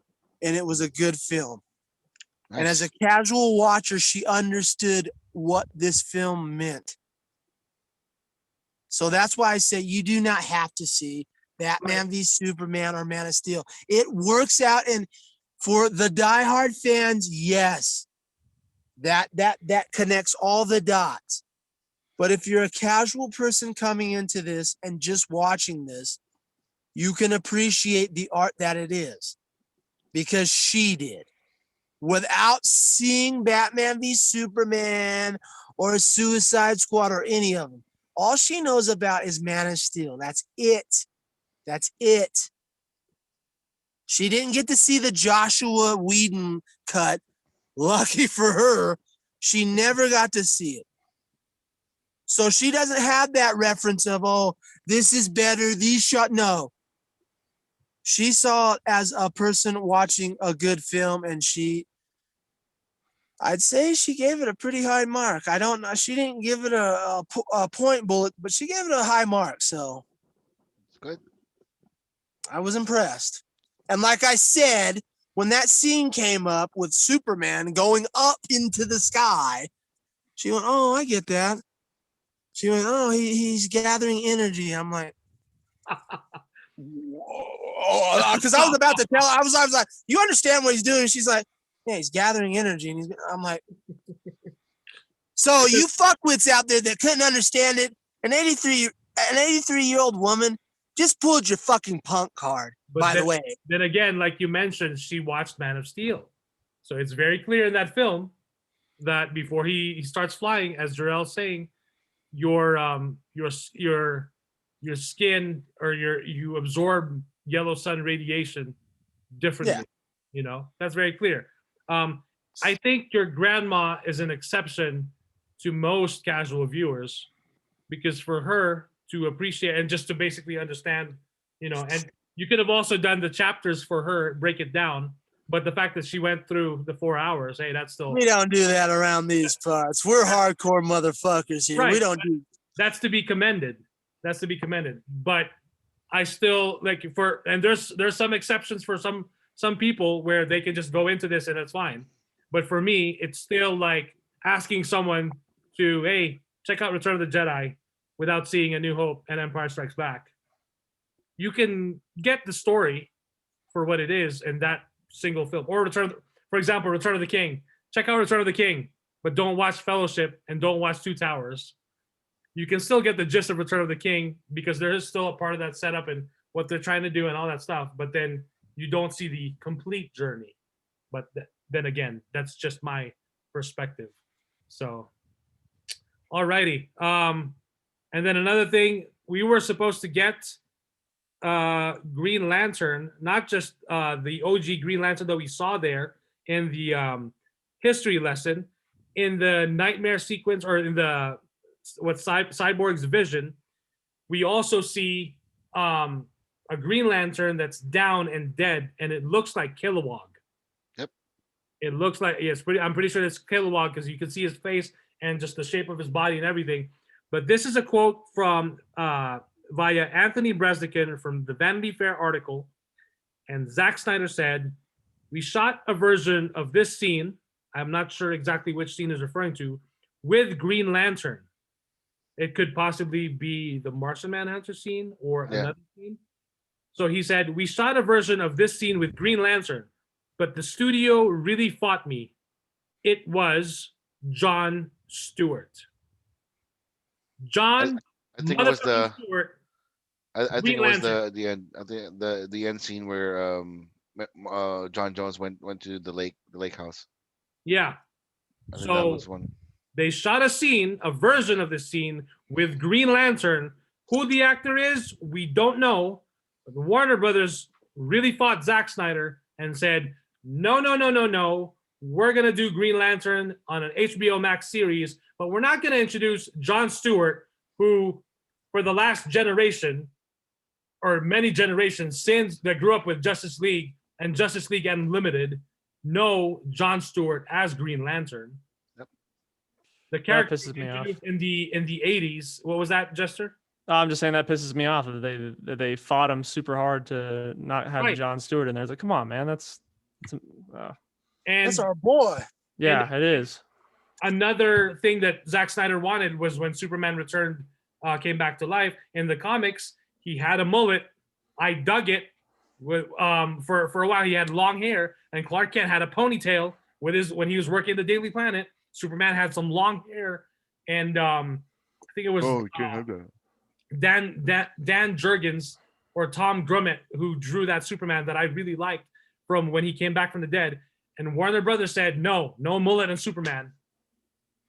You know, they're like, you guys not realize your source material?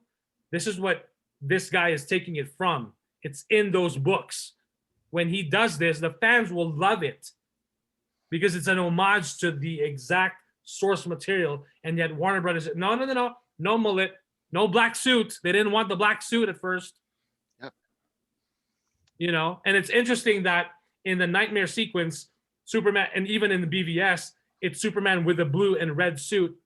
I would have figured he would be wearing the black suit when he submits to the anti-life equation instead of the blue and red suit, because the blue and red suit is the OG, like Superman is here for truth and justice. And the black suit would have been more like evil Superman, because it was hinted in Man of Steel when General Zod got in his head and is trying to tell Kal-El to join him in his quest to create, a new Krypton on Earth. In that quick flashback, Superman is in his black suit, standing atop thousands of skulls of essentially people that will supposedly die when they build this new Krypton. And he gets buried by it as he starts sinking. He can't even get out because he's sinking. It's a very powerful scene when you look back at it. But yeah, anyway,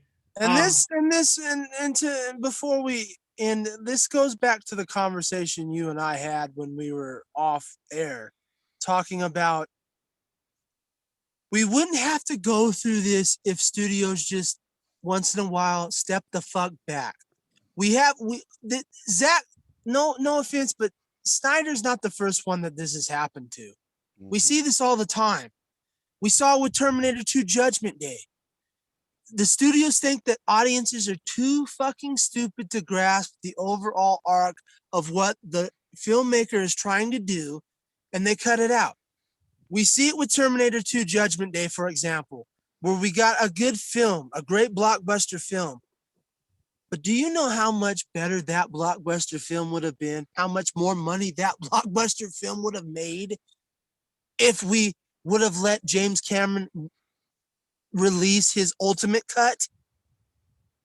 There is some great material in the Judgment Day ultimate cut. For those that don't know, some great material that was cut out by the studio's interference because they thought the audience was too stupid to grasp it, and it was too slow for their overall bottom dollar.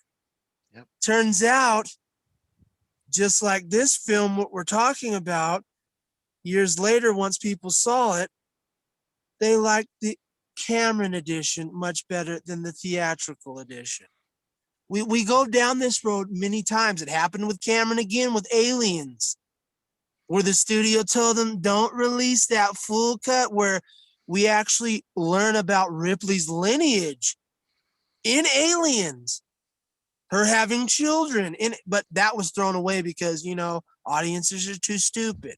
It's a continual perpetuation that these studios think that as a general audience, whether you're nerds or not, this is one thing we can all agree on and we are all unified in.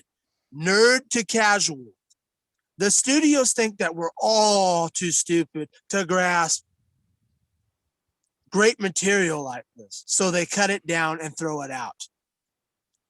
This is why this Snyder Cut is very important, because this sets precedents to where fans are going, stop the bullshit. We've had enough. Contrary to the popular belief, it just wasn't 12 of us that, asked for this, because studios don't do anything if only 12 people ask for it. It takes 100, 200, 200,000. You have to really get in those upper echelon numbers before the studios go, oh, fuck. They're not playing around anymore. We better stop the bullshit or they'll shut us down. That's where we need to be. That's where all of us need to be. And I'll end it here. Nerds, casuals, it doesn't matter. We all need to stand together and make these motherfuckers, like Game of Thrones like to say, bend the fucking knee so they give us what we want. You vote with your dollar. You vote with your streaming. You vote with your eyeballs. You vote with your clicks. If they don't want to give us what they want, if they don't want to give us what we want, then we stop viewing it. We stop clicking it. We stop going. And they shut down. And guess what? They bend the fucking knee just like they did with the Snyder Cut. And then they give us what we want. We're the real power, not them. Know that. And I'm speaking to everyone. For those who listen to this podcast, for those who view it, for those who may stumble upon it, all across the universe, just like Superman's scream when he died at the beginning of the movie, spread out to the entire universe. We need to go, no more. You will bend the knee or we will shut you down. That simple. It's not rocket science. It's that simple. Learn or be shut down. The choice is yours, Hollywood. This is the declaration we have made. You either listen to it or we will crush you like the hands of Darkseid. We will make you bend the knee and lick the boot. And if you don't want to do it, we'll obliterate you. It's that simple. You need us far more than we need you. COVID timeline proved that. That's right. Try us. That's Try right. us. And as Batman And said, I'll end there. in the film, I don't care how many demons he's fought and how many hells, he's never fought us. Not us united. Ba-bwah! There's the music. And that's the trailer. Alrighty, well, we've talked a good portion for the Snyder Cut. As expected. I mean, if we talked for 30 minutes, I would have been like, there's something wrong here, guys. This is not the last time we're going to talk about this film, at least as far as I know. It's not the last time I'm going to talk about it. After this, I'm going to watch it all over again. You want to watch it together? Yeah, let's watch it together. Yeah, we'll do a. And hey, who knows? Perhaps an audio commentary. Oh gosh. In parts. We could do it in parts easily, because when you break down the parts, the chapters, it's actually not that bad. I think that's what we should do. That'd be good. Break it out. Yeah, that would be awesome. Yeah.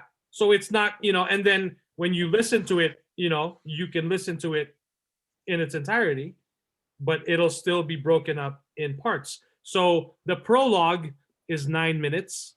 Part 1 is 28 minutes. Part 2 is 32 minutes. Part 3 is 42 minutes. Part 4, 30 minutes. Part 5, 32 minutes. Part 6, 41 minutes. And the epilogue is 19 minutes. Not bad. So when you break it down that way, it's not bad. But when you say 4 hours, I just binged an 8-hour show on Netflix. I can't do 4. I can't pause my own button. I can't pause the screen to go use the restroom and go tinkle, or go get a little snacky do or yogurt or whatever. Like, what the fuck, people? Chalky milk.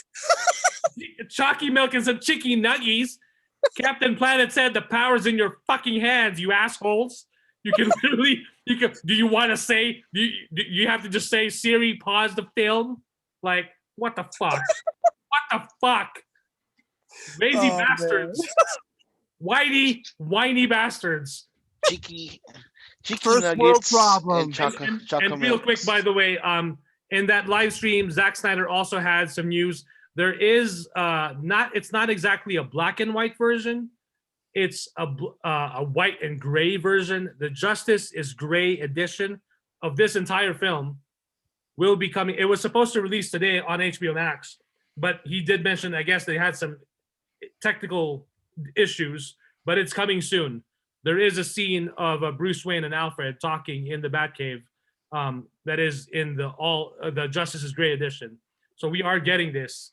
So it's essentially the same film. It's just in gray and white, or black and white. That's very Akira Kurosawa of him. Right. Go ahead. I want to ask a real quick question. You would know this. Yeah. And maybe are we getting a physical copy in the future? Do you know? Yes. Oh, thank you, God. Because I need to complete my physical copy so I can get rid of that trash Joshua Whedon edition and throw it in the garbage. We will have a ceremony like the Amazons. Please. Who fired the arrow of Artemis. We must have a ceremony. Because I was thinking about it too. I was like, there must be a ceremony that we can do. So we will have to plan that. The word is for the Blu-ray and possibly 4K and DVD. The word is May. Oh, that's the word. And the vinyl has not officially been announced, but it's coming. Don't tease me. There is 54 tracks, so it's gonna be a handful of vinyl. So that's gonna be a nice thick boy. And then of course I got a thick boy right here. Just thinking about it. Just to explain the reasoning for the Justice is Gray edition is Zack Snyder clearly has said when this Snyder Cut existed on his hard drive, it was in black and white essentially with unfinished effects, because that was the only way to that was the best way. I think that's how he also previewed his Snyder Cut to the Warner Brothers and AT&T and Warner Media executives, was in black and white. It wasn't, that was the unfinished version. So for the longest time, he's lived with this cut in black and white, and that's how his preferred version of it. And that's why the aesthetic of the black and white teaser trailer was released. People were like, black and white, what's a black and white? He's trying to be artsy? Well, guess what, motherfuckers? This is fucking art. This is fucking art in the superhero. And as Pinhead said, after this is a plateau. Like, oh, you're gonna show me Spider-Man? Oh, cool. With a multiverse? Oh, wow. Okay. I'll be excited for 10 minutes because maybe Ralph Boner will show up, but nothing of this highlight of the motherfucking masterpiece that is the Snyder Cut for me personally. But yeah, that's the Justice's Gray edition. So fairly soon. They just said it's coming soon. That's awesome. I'm glad you brought that up because that's the similar thing that happened to Frank Darabont with the Mist cut. He really wanted it in black and white, and the studio went no. So I still need to see that. It's fantastic. I highly recommend it to everyone across the board, especially the black and white edition of it. Please, if you get any edition, get the one that gives you both options. The regular edition, see them both in regular, and Frank Darabont's original vision in black and white. Stephen King still holds up to this day. It's one of his all-time favorite adaptations of his work. So that's saying a lot. And if I'm not mistaken, Mad Max Fury Road on the Blu-ray as well has a black and white. Correct. version, Correct. which I own and I need to see it. I need to see that too. Black and Chrome edition, I guess. Oh. Is what it's called. So yeah. Oh. Alrighty then. We've talked Snyder Cut, but this will not be the last because I'm sure we missed. After this, when I watch it, I'll be like, I missed that and I missed this, and we forgot to mention that. But oh well, that's the beauty of this. There's so much to feast on. So thank you guys for listening. Let us know your thoughts. We would love to hear your thoughts on Zack Snyder's Justice League. Whether you saw Justice League and perhaps you did the drinking game with us, which is still available. And if you'd like to revisit the Justice League and have a little bit more fun with it, check out the drinking game that Pinhead came up with. We're hoping that it's the first of many drinking games, but we want to see the excitement. We want to see that you want to see more, that you want to hear more of that. So we know that we're not just doing it just for us, which is great, fine and well. I mean, that's cool, but it'd be nice if people let us know, like, hey, more of that. Just to be clear, like, so we're like, okay, more of that. Unlike Warner Brothers Studios executives, if you let us know what you want, we will give you gladly more of what you want without hell yeah, without doing anything extra. So, alrighty then. You guys know our socials. The show has gone on for too long. Other than that, thank you guys for listening. It's been a monumental last few days, at least for me, witnessing all of this amazing stuff. Fuck you, Joss Whedon. Fuck you very much. Yeah, fuck you, Mr. Joshua Whedon. Yeah, his name's Joshua Whedon at this point. And I'm loving all the memes that are coming out. My goodness, your movie is in its rightful place when you're hitting the memes and you're capturing, a few good chuckles here and there. So. Alrighty. Thank you guys for listening. Till next time. Bye. Peace. That motherfucking exists, you motherfuckers.